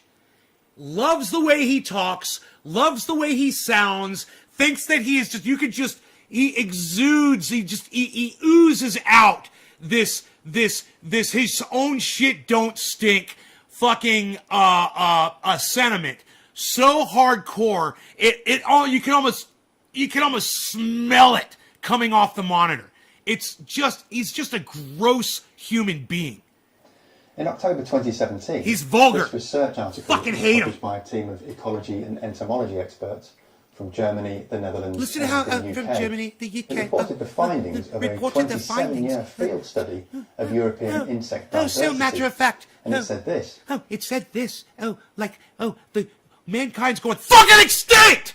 Alright, you dumbass! You don't talk about it like this. Oh, look, we're all going to die. Oh, look at this little report. It says that we're all going to die. And, really? Our analysis estimates a seasonal decline of 76% and midsummer decline of 82% in flying insect biomass over the 27 years of the study. Then in 2019, the Intergovernmental Science Policy Platform... Did you guys catch what he just said? Listen to it one more time, because he's such a fucking douchebag. You know, he reads it to you verbatim instead of just saying what he just read. You know? The Netherlands and the UK. It reported the findings of a 27-year field study of European insect diversity, and it said this: our analysis estimates a seasonal decline of 76% and midsummer decline of 82% in flying insect biomass over the... Right. Yeah, words. We've lost 3/4 of our insects. We've lost 3/4 of our insects. Now, Cuntbag doesn't want to just say the fucking words to his audience. You know, he'd rather read the technical jargon so, you know, he doesn't have to get too fucking into it. I'll just read it explicitly what it says, and they'll know by what I say. People aren't picking up on that, you dumbass. You know what the average YouTuber's IQ is? It's like 3! You gotta tell these people what the fuck's going on, you dumbass! The 27 years of the study. 27 Then in 2019, it was only a 27-year study, and we found out that we lost 3/4 of our fucking insects. But I'm going to keep talking like this because I've got a teeny, tiny little penis. And this is how people with teeny, tiny little penises talk. Governmental Dude, I feel so sorry for your fucking wife. Holy shit. Science Policy Platform on Biodiversity and Ecosystem Services, or IPBES. You know, published... how do you tell your wife that you love her, bro? Are you passionate about anything? Do you have a fucking feeling in that cold, dusty skeleton of yours? And your bald fucking head?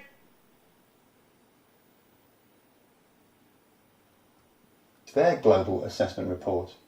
That paper was the culmination of 3 years of painstaking work by a team of experts from over 60 countries. It was thoroughly peer-reviewed, gaining more than 15,000 reviewer comments in total. The paper found that there are currently an estimated 1 million animal and plant species on our planet threatened with extinction. That's about 10% of all the insects and 25% of all the other species. That's not good.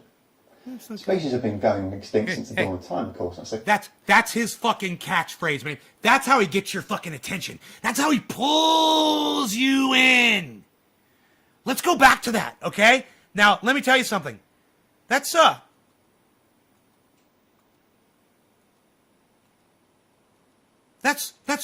real fucking, that's really gonna grab you by your balls and make you fucking pay attention. Sit up and fucking listen, huh? That's not good. That's not good. That's not good. That's not good. That's not good. That's not good. That's not good. That's not good. That's not good. That's not good. I mean, could you understate it any more? Could you trivialize it any more? That's not good. That's not good. That's not good. That's not good. Oh, is it not good? All of mankind is going extinct. Every fucking goddamn animal on the planet, every plant, it's all going extinct, and that's not good. Yeah, that's not good. This is the problem. Even the people who understand this shit don't treat it with any passion or with any care. Like, they don't give a fuck. He's going to use this information to get more viewers and to boost his goddamn YouTube channel. But does he really sound like he actually gives a fuck, or that he's trying to get people's attention about this? I mean, you want me to give him credit for uploading the information? Bro, we've known about this shit for fucking years! And I've been yelling at this fucking douchebag to say something about it! And he's been ignoring me in his comments. Hey man, why don't you tell everybody how we're going extinct, bro? How about that? Hey, why don't you tell me about all the fucking earthquakes I get from your fracking?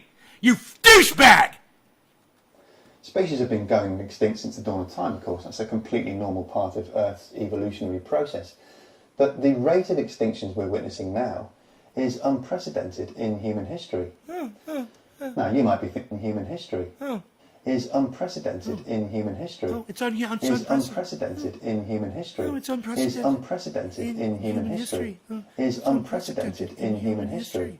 Is unprecedented in human history. Unprecedented, unprecedented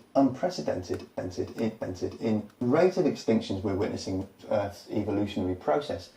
But the rate of extinctions we're witnessing now is unprecedented in human history. Now, you might be thinking that's all a bit sad and unfortunate and everything, but that it's not really something that affects you directly in your day-to-day life, nor is it something that you could personally have any effect on. The trouble is, the consequences are a lot closer than most of us realise. He seems so passionate and concerned about it. Global food crops, including fruits I want to punch this motherfucker in his face. Crops like coffee, cocoa, and almonds rely on animal pollination. If we lose the pollinators, we lose our food crops. Teresa, hippie chick, cheers.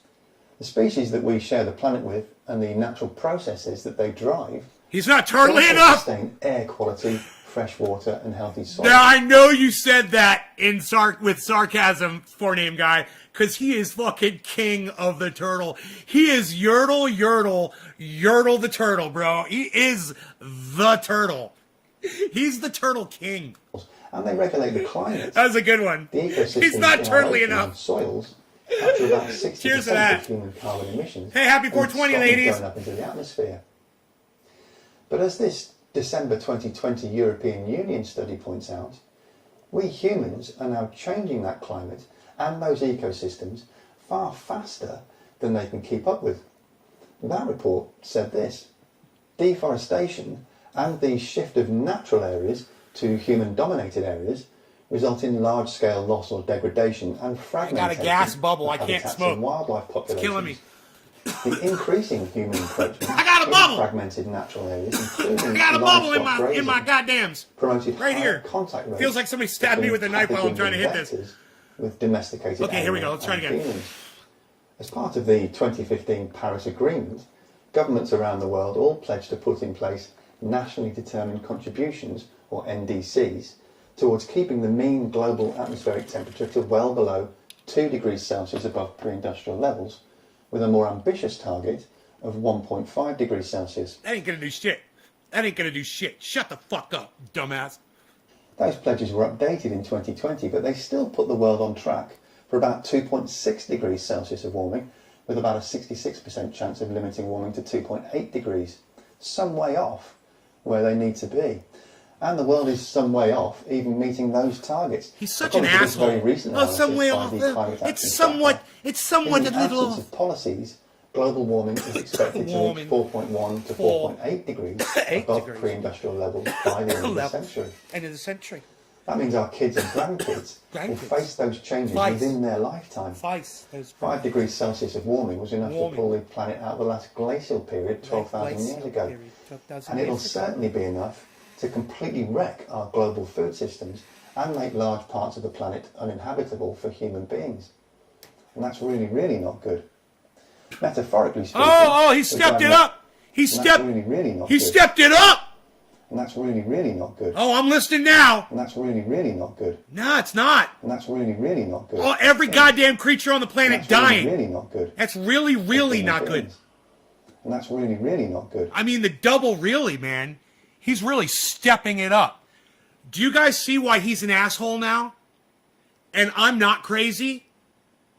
He's literally saying, he's always on his channel. If you guys only knew the backstory. He's always on his channel talking about these technologies that are going to save humanity. And they're going to go way 500,000 years into the future with this fantastic technology. And like, how are we going to do it with this going on? Why don't you talk about this? Why don't you ever fucking talk about this? Why are you talking about all these batteries and this water technology and all this fantastic new shit, coming out? You got all space and all these things. Well, we're not even going to make it fucking 10 years, motherfucker. You haven't even looked at climate feedback loops yet. I mean, certainly he discussed them on a upload that he did. I guarantee you, he discussed climate feedback loops, but he never put it all together because I guarantee you, he's got kids and grandkids. So he's got a blind spot, which is what I've been screaming at him about for fucking years, dude. You need to realize your grandkids don't have a life, you dumbass. They're not going to make it, man. You might not even make it to your expiration date. You realize that? You fucking egg-headed piece of shit! Fuck you! Metaphorically speaking, we're driving a car at 80 miles an hour down the wrong side. Oh, this is a horrible analogy! Straight into oncoming traffic. We can swerve and miss some of the vehicles coming towards Analogy us, master here. but the chances of crashing at some point are extremely high. Those NDCs I mentioned are about as effective as slowing the car down from 80 miles an hour to 60. But you know, a head-on collision at 60 is mostly indistinguishable from a head-on collision at 80. What we actually need to do is slam the anchors on, do a handbrake turn and start driving back in the opposite direction. Oh, really? Is that what we need to do? But you don't want to look at Thunderfoot's CO2 video, do you, you fucking cuck bitch? You fucking grandpa? And when I call him a grandpa, it's because he's got grandchildren and he's got a blind spot. That's what I mean. Oh, his grandkids are going to live out their lives because, you know, he wouldn't have made that mistake. He wouldn't have had children, right, if they weren't going to have a full life ahead of them, and if they were going to die in some kind of a natural disaster or go extinct out of fucking hunger or heat. He wouldn't have produced people that would have to deal with that, would he? He would have been smarter than that, right? He would have been fucking smarter than that.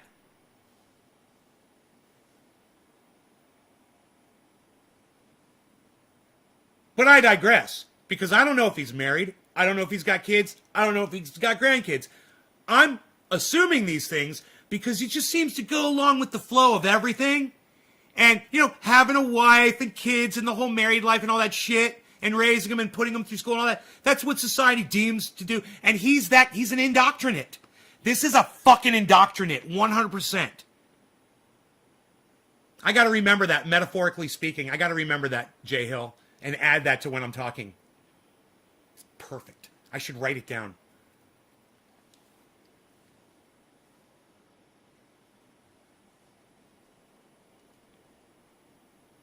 All right, let's go on. We'll keep smoking and listening to this guy because we're about to get to the part that I want you guys to hear. Right now, I'm basically just attacking his nonchalance at the fact of what he's over the facts of what he's covering. He's covering our extinction, right? He says that we're in a car and that we're going to get into an 80-mile-an-hour collision. But if we do these things, it'll only be a 60-mile-an-hour collision, which is indistinguishable from an 80-mile-an-hour collision. But he says, hey, we need to avoid the collision, and we need to slam on the handbrake and do a U-E and start going back the other way. This is what I'm saying. We might be in a car, and we might be headed for a collision, but it's not that kind of a collision where you're on a highway and you're going towards another vehicle. No. This is where he failed at his analogy and his metaphor. No. We're a car that was going 80 miles an hour and then broke through a fucking barrier and flew off a mountainside cliff, and the bottom is like 1,000 feet down.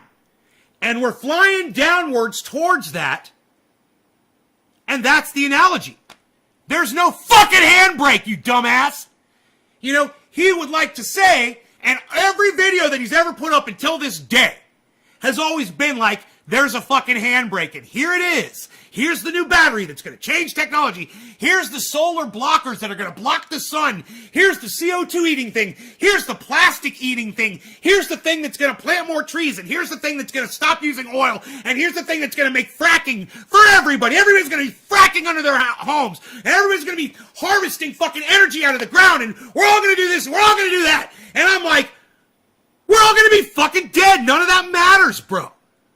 I mean, and then my whole thing was, oh, you're just not going to talk about it because you're making money off your channel. You're just feeding hope. Once again, kowtowing. You are giving your audience what they want. You know, the Kings had a song. It was called, You Got to Give the People What They Want. That was it. That was the song. Give the people what they want. That's what Donald Trump did for 4 years. There were a lot of people that wanted that. People wanted chaos in the goddamn government. Hey, man, I wouldn't mind subversion and chaos in the government if it was done for the right reasons and aimed at the correct people.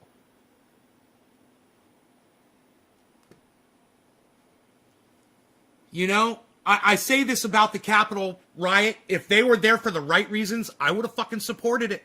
If they were there for $15 minimum wage, if they were there for Medicare for all, if they were there for student debt forgiveness, if they were there for recognizing climate, getting out of foreign wars, getting a universal basic income, I would have been supporting that shit. And I think a lot more Americans would have been supporting it too. And I think people would have flocked to the Capitol and probably burnt it to the ground. That would have been that. That would have been the end of our fucking government. And then they are using that guillotine and they are fucking yanking people out of their homes. We're that close to it. And something like this, the realization of what we're really facing, could trigger that. People don't realize this.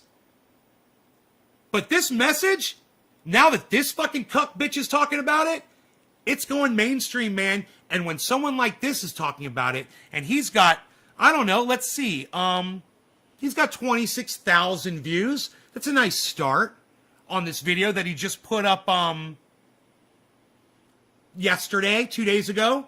He put it up 2 days ago. Well, now we got, about 100, 200, maybe 1,000 because of me are going to see it.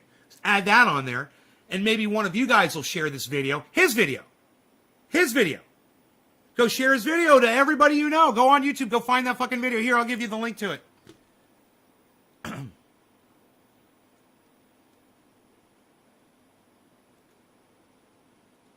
Here's the link. Hey, Luke. There's a link to the video. If you're not on Facebook, you can grab that link and you can share it all over the internet. I believe we can impact the environment, but we won't be able to destroy the planet short of nukes. But I also believe you should do what you can to help your fellow humanity. Fixing shit years and years and years ago. No stopping now, bro. Stopping. It's already fucked up plastics in our waterways. Plastics could be dealt with. We could get the plastic out of the water. We could. There's technology, man. We could totally filter the waters. We could do that. But the things that we have problems with, we can't help, like the CO2 and the heat. The way to do that in the real world is to rapidly switch off greenhouse gas or GHG emissions. See, he's sticking with the fact that we're on the highway and that we've got an emergency brake and we can do a U-turn and avoid the collision. He literally is saying that we can stop this. I would love to turn this on right now and have Guy McPherson in here with us and watch this and get Guy McPherson's reaction to this bullshit. And I guarantee you, Guy McPherson would laugh, he'd chuckle, and then he would set us all straight and say that this guy doesn't know what the fuck he's talking about. Emissions caused by human activity. And the way we measure that is with a GHG emissions budget that gives the limit to how much we can use up relative to keeping the rise of global mean temperatures to a minimum. The more GHGs we pump out, the hotter the Earth becomes. And to simplify things a bit more, the carbon dioxide equivalent value of all greenhouse gases has been calculated so that we can use the more familiar carbon budget that you've no doubt heard about in the media. The Intergovernmental Panel on Climate Change, or IPCC, estimated in 2018 that if we wanted to have just a 66% chance of staying below 1.5 degrees Celsius of warming, then we could afford to emit no more than 420 billion tonnes of carbon dioxide equivalent between that date and the end of the century. And you might be thinking that gives us loads of time to sort it all out. And you'd be wrong. We put about 40 billion tonnes of carbon dioxide into the atmosphere every year. So on our current path, we'll have used up all of that budget by 2030, 9 years from now. And that's assuming we avoid all the tipping points that climate scientists are now Megsy and Steve Running, about. Cheers. After that, we'll be scrambling to build vastly expensive machines and infrastructure to try and suck carbon dioxide and find somewhere to put it. And you can't easily wrap up 40,000 million tonnes of anything and just pop it away in a downstairs cupboard every year. The challenge is enormous, and it's one that every nation on Earth now faces. Might be tempting to point a finger at other large industrialised The countries challenge is and enormous. say, well, they're not doing enough, so Grandpa. why should we bother? But here in the global north, we're historically responsible for the vast majority of cumulative carbon dioxide emissions going all the way back to the Industrial Revolution. The Paris Agreement includes principles of fairness, which means rich countries who've emitted the most over time should be contributing over and above emerging economies. So Contributing. each country probably needs to focus on getting their own house in order before they start pontificating about the progress of others. Here in the UK, our Parliament passed a Climate Change Act way back in 2008, which put in place a set of 5-yearly carbon budgets setting a statutory cap on total greenhouse gas emissions between 2008 and 2032. How'd that work The out? fourth of those budgets covers the years 2023 to 2027, and the fifth budget covers 2028 to 2032. We ain't making it that far. That legislation was certainly groundbreaking at the time, and it provided a model for many other countries to follow. But the targets are now woefully out of date and in desperate need of an upgrade. It's not until we reached the sixth budget, set just in September 2020, for emissions between 2033 and 37, that our activities fall in line with the 2050 net zero carbon target recently set by our Prime Minister. The UK government points to a track record of reducing greenhouse gas emissions by 40% since 1990, but a good deal of that has been achieved by outsourcing much of our manufacturing to other countries of the world and handing the emissions problem over to them. That's a cop-out. If those outsourced emissions were properly accounted for, then the real UK reduction since 1990 would most likely only be somewhere between 10 and 15%. And until this sixth budget was published, there'd been no accounting for the not insignificant emissions from shipping and aviation either. Even ignoring all those glaring emissions, we're not actually on track to meet either the fourth or fifth budgets anyway. So things are really not quite as rosy as some government ministers may like us to think. And it gets worse. This country's own Climate Change Committee recently highlighted that our government has failed to meet 17 of its 21 progress indicators, and only 2 out of 31 key milestones have been achieved. So in 2020, new legislation to fundamentally address the deficiencies in our environmental policies was tabled in Parliament by the MP Caroline Lucas. It's called the Climate and Ecological Emergency, or CEE Bill. It's not aligned with any one political party. It was researched and developed by an organisation called the CEE Bill Alliance, based on the best scientific evidence from world-leading experts in the field. It goes way beyond party politics, and it could serve as a blueprint for all advanced economies. It's got 3 main goals. The first goal is to ensure that the UK sets and meets targets that genuinely contribute towards limiting atmospheric warming to 1.5 degrees Celsius by reducing overall greenhouse gas emissions as soon as possible. The target... That's all bullshit, so I'm skipping it all. What these motherfuckers are doing and proposing isn't a drop in the bucket. And he knows it. This motherfucker knows it. This fucking cunt. Been held in the past in Canada and the Netherlands, and perhaps most notably in Ireland, where they were very successfully used to broach and resolve the previously politically untouchable issues An of asteroid same-sex marriage hit and Europe? abortion.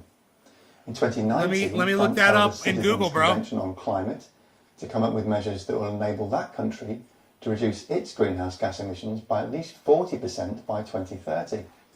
And here's where you and I come in. Although it might not feel like it sometimes, members of the UK Parliament work for their constituents. That's the only reason they exist. Nothing to in the represent news. You and me. UK residents can email or write to their local constituency MPs, who are obliged to respond. You can even book an appointment to see them in person. So why not contact your elected representative to find out where they stand on the bill? Nothing in the news You might about think it. your one voice won't make any difference, but we're extremely fortunate to live in a democratic society where collective action is still important. So if an MP suddenly starts getting dozens of letters and phone calls about a single issue, then they do tend to sit up and listen, knowing full well that their career may be jeopardised at the next election if they ignore the wishes of their voting public. The contact details for all MPs are freely available at this government This website. motherfucker thinks he's got it I'll all leave that figured link out. in the description section below the So video. simple. I'll also leave a link to this Also CEE leave a Bill link. Alliance website, Alliance. where you can get really useful resources like Twitter templates and information to include in a letter or email. There's also a facility to check if you've received a standard letter back from your MP rather than a personal reply. And there's advice on how to respond to that. At the time of making this programme, there are 100 MPs already publicly backing the bill. The names of those MPs are scrolling across your screen now. If one of them is your MP, then that's fantastic. Maybe send them a quick email to say well done. But that does leave 550 MPs who are yet to express their support. And there are currently no... This fucking cunt literally thinks that contacting politicians and telling them they're doing a good job is the solution. And he thinks he's got it all. Listen to his attitude. He thinks he's got it all figured out. This is all we have to do. Just contact these politicians and tell them, great job. No Conservative MPs on the list. So if there was ever a time for the great British public to demonstrate their collective influencing power, then this surely is it. One of the most common questions I get asked on this channel is, what can I do as an individual to lower my carbon footprint? Contacting your MP on this issue is one of those things. It'll cost you absolutely nothing except a few minutes of your time, and it could just make the difference between climate nature success and catastrophic failure. Wow! Wow! Dude, did he really just say that? Yes.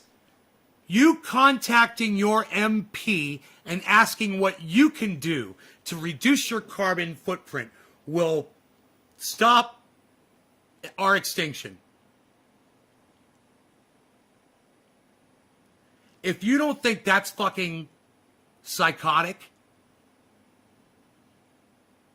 you're definitely watching the wrong show. If you think that there's hope for humanity in bullshit like this, you're definitely watching the wrong show.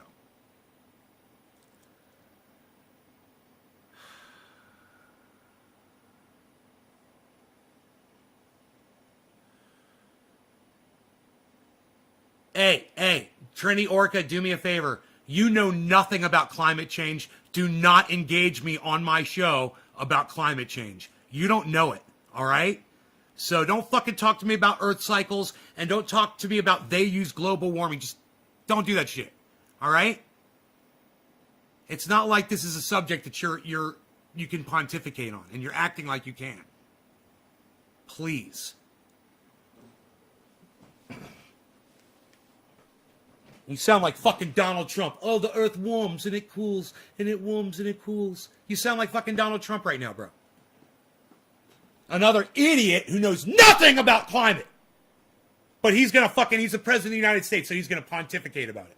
You know? Fucking amount of coffee! Thank you, Sean. Love you, brother.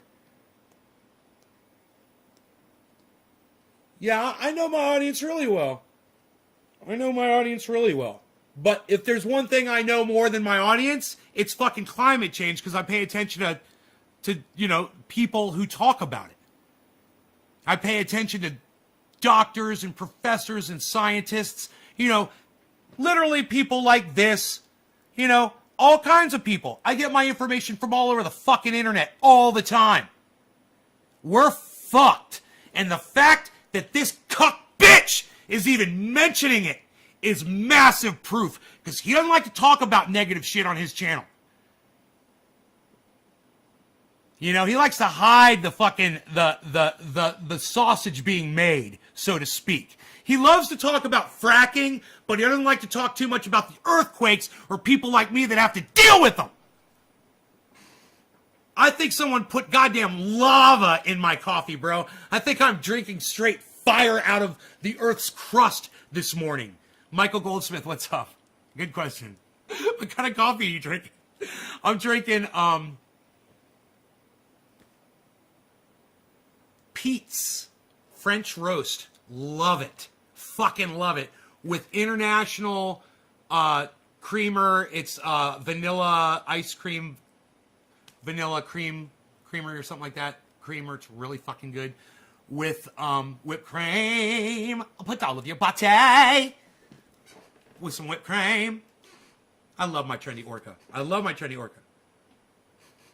You go start listening to Guy McPherson, Sean, and then you can come in here and you can teach me a thing or two about climate. And you can learn about the cycles of the earth. The most important thing you have to realize, Sean, is this. The mankind is going extinct much faster than anybody is letting you know about. Okay? This is proof right here. Now, I want you to go back and I want you to listen to what he says about the insects. This is how he starts the whole video. He says, the insects are all dying, right? But all we have to do is find out how to reduce our carbon footprint. And that's going to save everything. Can you believe we went from 85% of the insects are extinct to, oh yeah, you just have to stop eating meat and everything's going to be fine. That's going to bring the insects back. The article was published by a team of ecology and entomology experts from Germany, the Netherlands and the UK. 27-year study. 27-year field 27-year study. Insect diversity. 27 years. Our analysis estimates a seasonal decline of 76% and midsummer decline of 82%. 82%. 82% of insect biomass, he says. It's not good. In flying insect biomass over the 27 years of the study. Karen, listen. If you want to be smart like me, go follow people on YouTube who are smart and listen to them and pay attention to what they say. Go watch Thunderfoot. Watch this fucking asshole. You know, go watch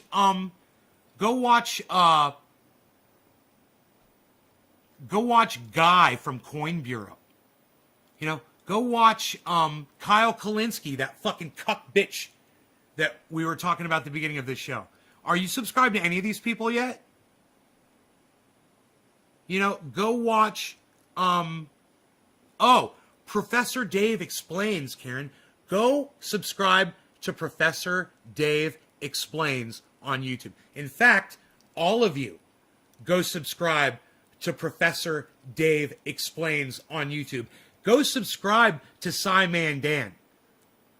Subscribe to Sci-Man Dan. Subscribe to Professor Dave Explains. Subscribe to Thunderfoot with 2 zeros. THUNDERF00T. Write this down, Karen. You don't have to wish that you're smart like me. You just have to apply yourself and start listening to people who are smarter than you. You know? Instead of fucking getting caught up in my personal shit like you do, listen to what I'm fucking talking about. Stop objectifying me and start listening to what I'm fucking saying. And then go research it and go listen to the people that I listen to, and then go listen to other people with different perspectives. You know, go subscribe to people that I'm at odds with, like Tim Black and Tim Pool and Ben Shapiro and Candace Owens. You know, and listen to their skewed bullshit and H.A. Goodman and listen to his skewed bullshit. But go listen to other people. Go apply yourself. You know? Don't be lazy. You're fucking lazy. If you're not intelligent, you're just lazy. Eddie! What's up, buddy? You're subscribed to them all? Are they rubbing off on you, Eddie? Does listening to all those people rub off on you, man? And make a difference in your life? Graham Elwood, Ron Placone, Jimmy Dore. Are you guys subscribed to Ron Placone, Jimmy Dore, and Graham Elwood? Lee Camp. Are you subscribed to Lee Camp on YouTube? Those of you that ever come in here and say that I wish I was intelligent like you, and then you tell me you're not subscribed to Ron Placone, you're not subscribed to Jimmy Dore, you're not subscribed to Graham Elwood, you're not subscribed to Lee Camp. Dude, you guys are fucking lazy. You know, if you're not complaining about it, okay, you know, like Billy Ballantyne, he doesn't want to watch other people. He said, I just like watching you. And I understand, Billy's a pretty smart dude. Billy's got it going on as far as intelligence goes. and other shit too. So I'm not worried about what he's watching. When somebody comes in here and says, I wish I was smart like you people that feel that way, you could be, man. Listen, go watch David Pakman. I fucking hate him. But you know what? He's an intelligent guy, and they speak intelligently, and they'll bring you news, and you'll get smarter. Hey, man, listen to Professor Dave Explains. You'll hear all kinds of words that you've never heard before, man. I do, constantly. I'm like, well, there's another word that I've never heard before. I might have to go look that up. And then go look the fucking word up. And educate yourselves. Take the reins, people. Or I could just be a cult leader and say, oh, you don't need any of that, Karen. Just listen to me. I'll guide you. Just listen to everything I say. And you know what? I'm guilty of saying shit like that before in reference to certain things. And I apologize now for ever saying that. I'm going to try to never say that shit again. You guys, listen to me, but then go listen to all these other people, and then go listen to the people that disagree with me. Listen to people that I fucking hate.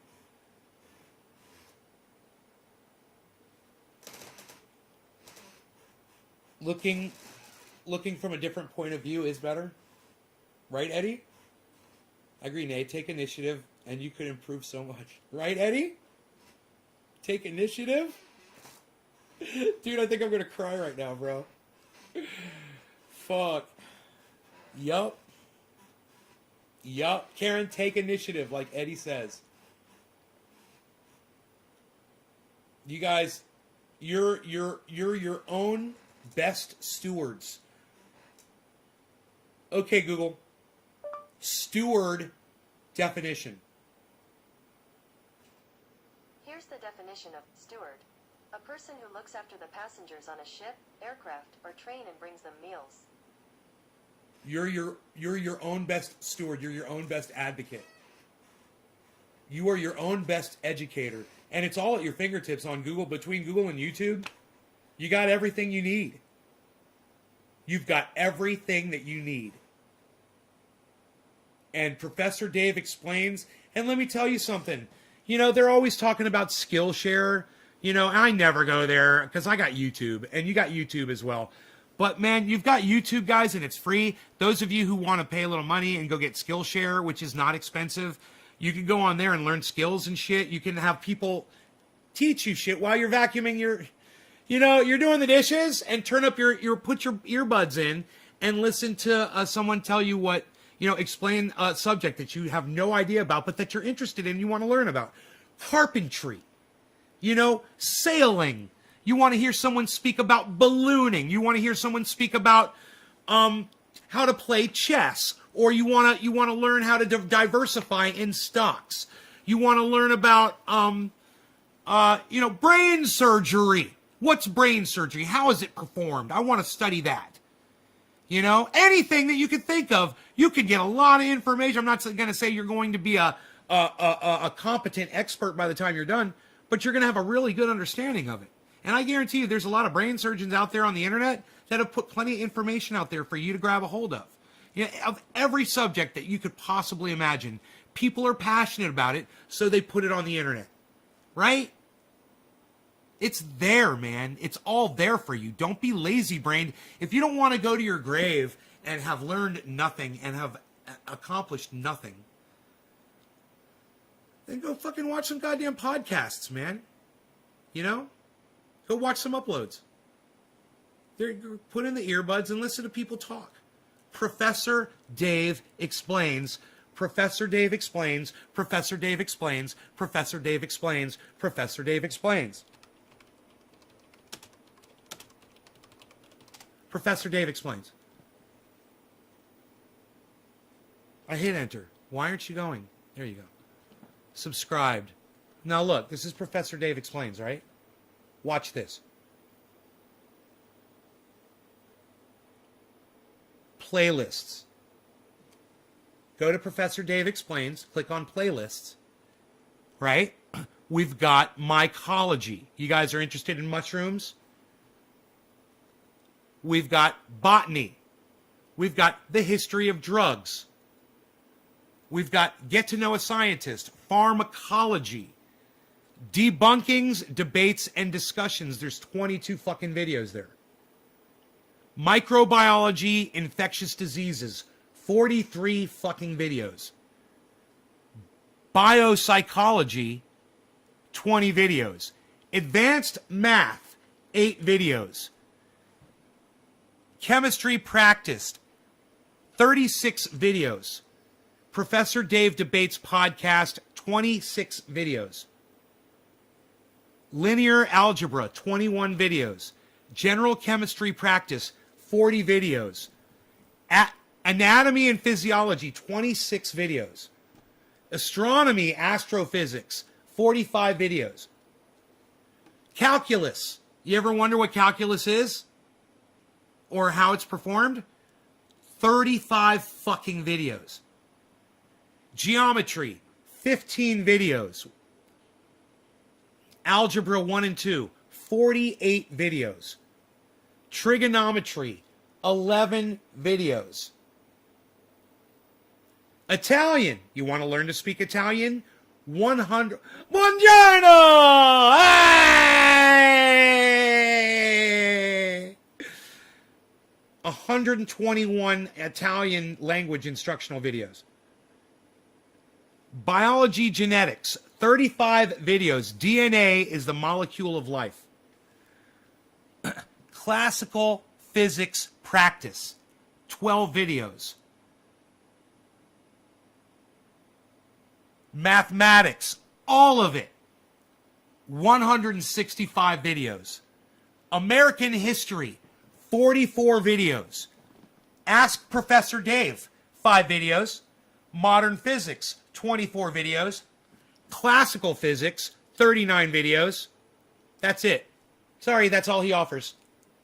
And then there's all of his videos as well. And you just click on videos. And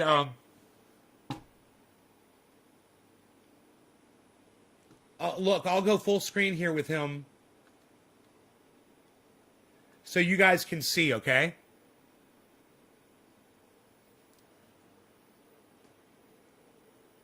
He's got a history thing there. Ronald Reagan, the end of the Cold War, 1981 and 1989. That's interesting. He talks about that fucking thing, that giant rock that was floating past Earth.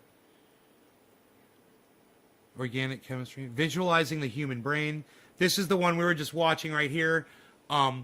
Quantum mysticism is stupid. With Deepak Chopra, that was awesome. That was an awesome video.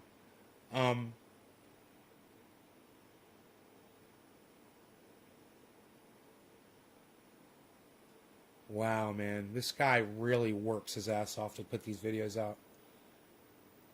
He puts out quality podcasts and uploads. Quality stuff, guys. He's funny, too. If you really listen closely and watch his videos, he's fucking funny. You know? Ebola virus. Wow, 7 minutes and 19 seconds. Plant tissues. Flowering plants. 7 minutes. Ferns, the emergence of roots and stems, 4 minutes and 42 seconds.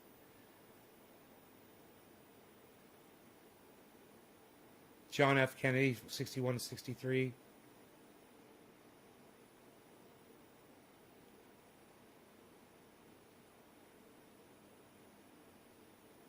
Smallpox, plant cells, hepatitis, organic chemistry, Schrodinger equation, flat Earth without using science, destroying flat Earth, quasars,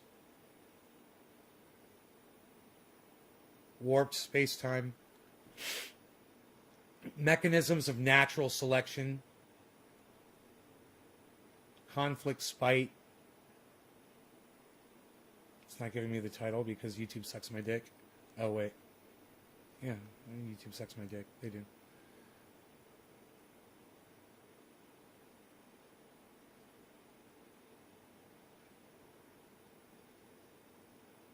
Entomology.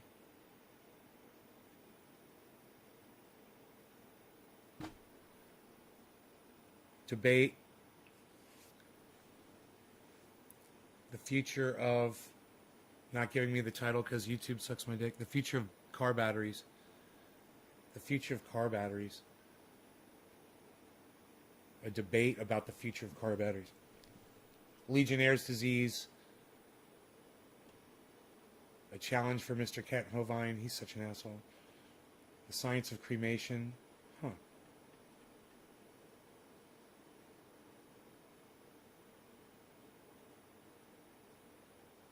A lot of science and math stuff, guys. A lot of history. Theodore Roosevelt, the Rough Rider, 12 minutes, 40 seconds. It's like a whole high school and college, guys, all on one single. You get an entire high school and college education on a single free website. It's all right here for free. If you wanted to be intelligent, you could just go here and learn anything you wanted to learn. Italian vocabulary, flowers and trees. Organic reactions. Another debate. Are we all mentally ill? Huh. Interesting. Pronouns in Italian. A tour of the universe with space engine. Huh. Let's watch that. Let's see what that is. Oh, get off my screen, you fucking egg-headed bitch. You fucking liar. Grow some fucking hair like Professor Dave, motherfucker. Be a real man. Cuck, bitch. Oh, yeah, the whole planet's going extinct. Carbon footprint.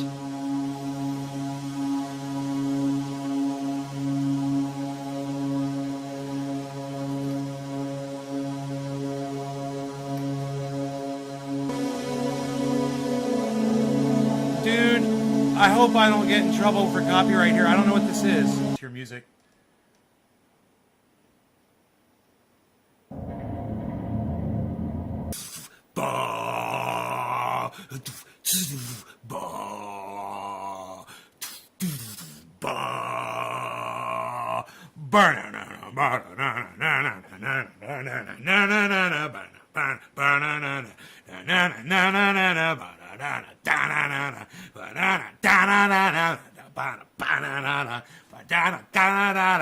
Does that fucking remember that track on the Van Halen album? That shit was great. That shit was great, man. Psst. Yeah. Yeah. Anyway, let Professor Dave Explains know that I sent you there, please. Please, tell him that I sent you. I get a lot out of his videos. But his method of speaking, man. Let's just find something that I want to look at here. Let's see. Introduction to Economics. Here, let's listen to this.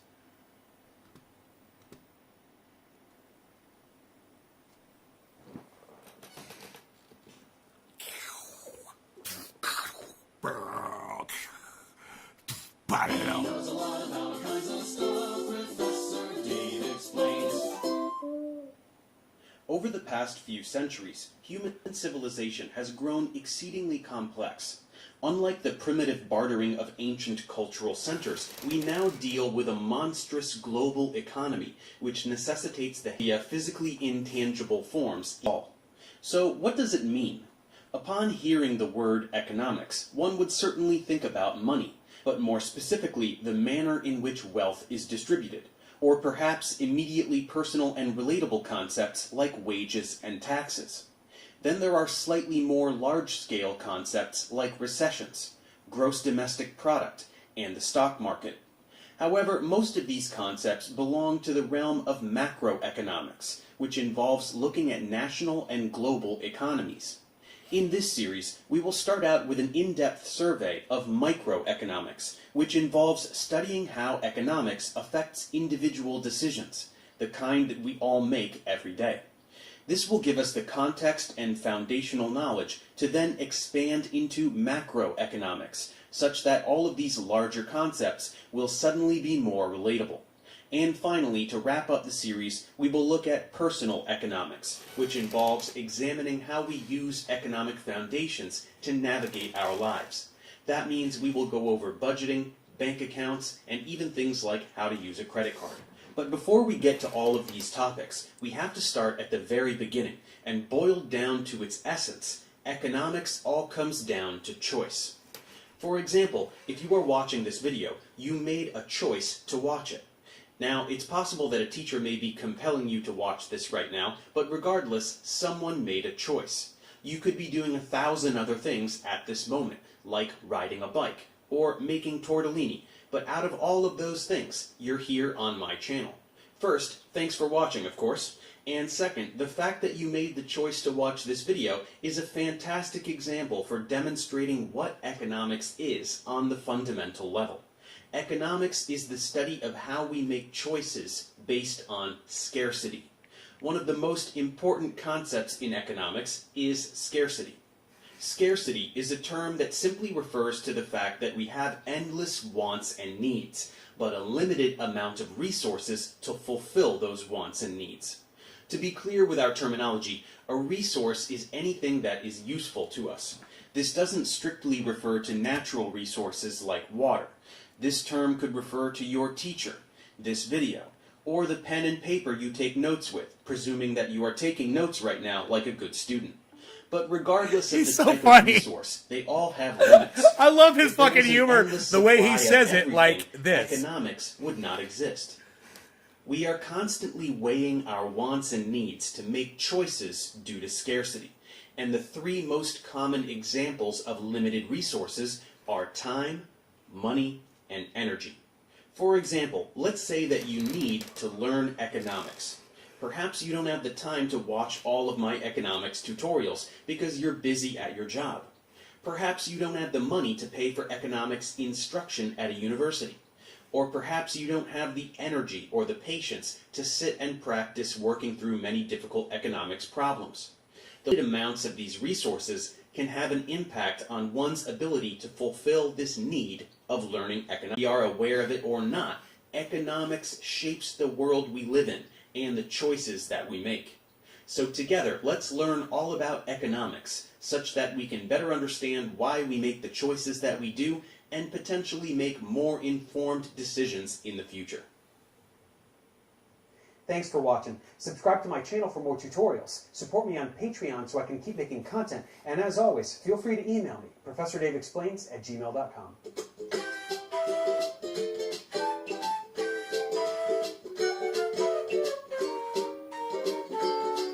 I'm gonna email him.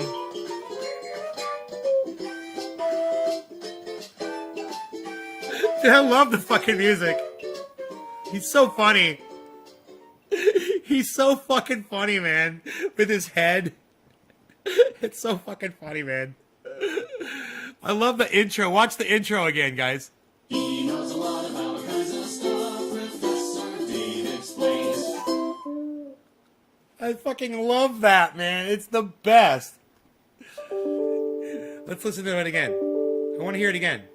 He knows a lot about all kinds of stuff. Professor. He knows a lot about what? He knows a lot about all kinds of stuff. He knows a lot about what stuff? He knows a lot about what stuff? He knows a lot about all kinds of stuff. Oh, amazing stuff. He knows a lot about amazing stuff. He knows a lot about amazing stuff. He knows a lot about all kinds of stuff. Oh! Professor Dave. All kinds. He knows a lot about all kinds of stuff. Okay. He knows a lot about all kinds of stuff. He knows a lot about all kinds of stuff. Professor Dave explains. Oh, it's the best. Okay, so let's write him an email. Oh, wait, I want to write him from at Nate's Garden email.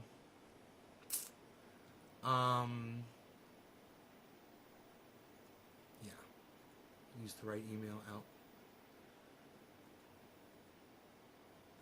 Here we go. There we go.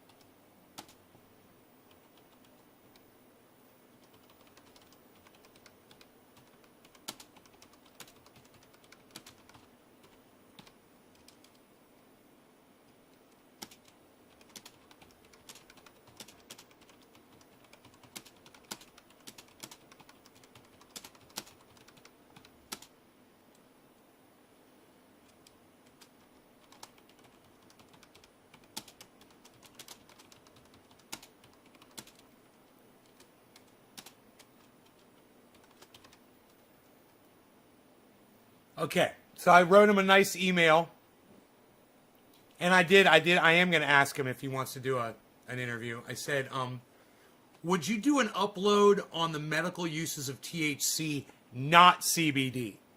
I invented a pain oil, and it consists of 98% coconut oil, 1% peppermint oil, and from 6.6 to 1% activated THC oil.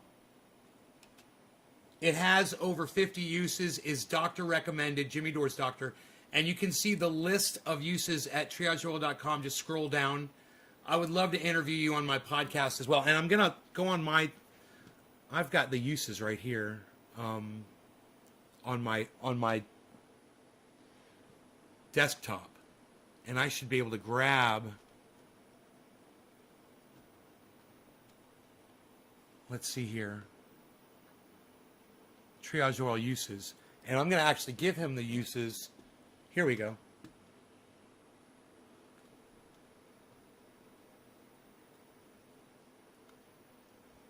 Okay.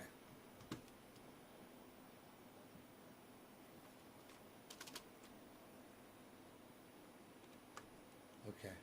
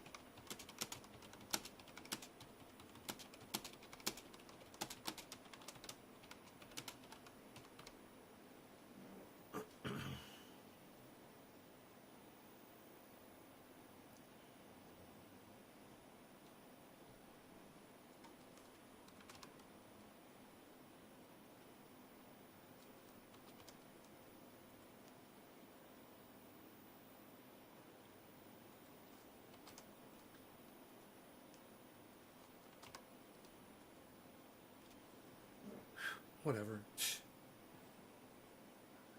think we're good here.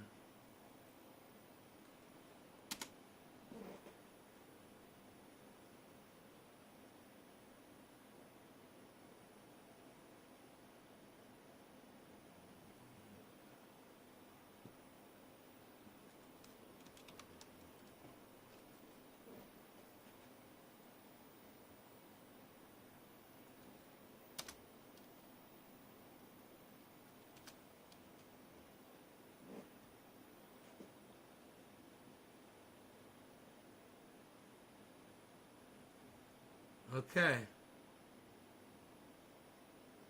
I think we're good. I checked it several times for misspellings and stuff. It seems good. He's a professor, man. I don't want to have him spell check my letter. He's a professor, man. He might get out his red pen and start crossing things out and shit. Kinds of cheers, crypto bong hitting with 29. Hell yeah. All right, you guys, I hope you enjoyed the show, and I will see you on this afternoon's, okay? You guys take care. I can't believe we were live for 2.5 hours. What a show, huh? All right, you guys, be safe. Love you guys. You're the best audience on the goddamn planet. I appreciate you guys so much. Take care, y'all. Bye-bye. He knows what? Dude, there is literally a goddamn brown recluse spider on my fucking monitor. What the fuck? Dude, look. Right there. There's a fucking brown recluse spider on my fucking monitor. Do you see it? Look at that shit. The fuck? Weapon of destruction. Give me a fucking weapon of destruction here. Fucking A, dude. Ugh. I don't think he could have survived that.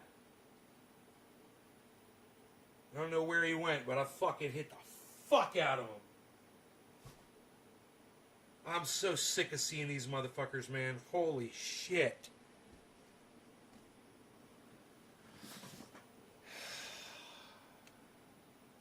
Alright, bye guys. He's dead somewhere, I'll find him. I'll fucking nail that motherfucker.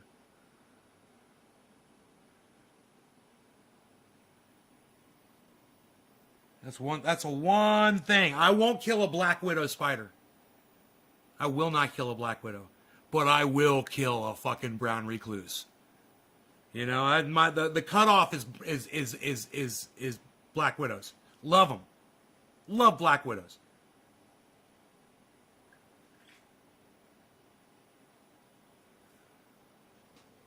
But brown recluse spiders have got to die, all of them. And they are proof of no God.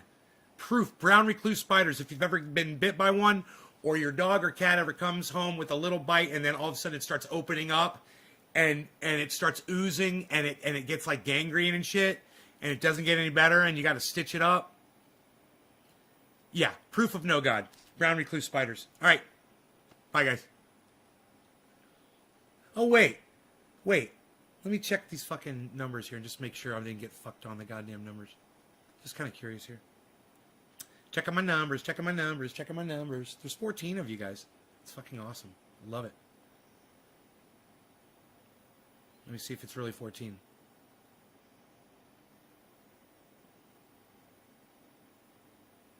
It's not loading. Isn't that funny? It says 0. All right, let's refresh the page.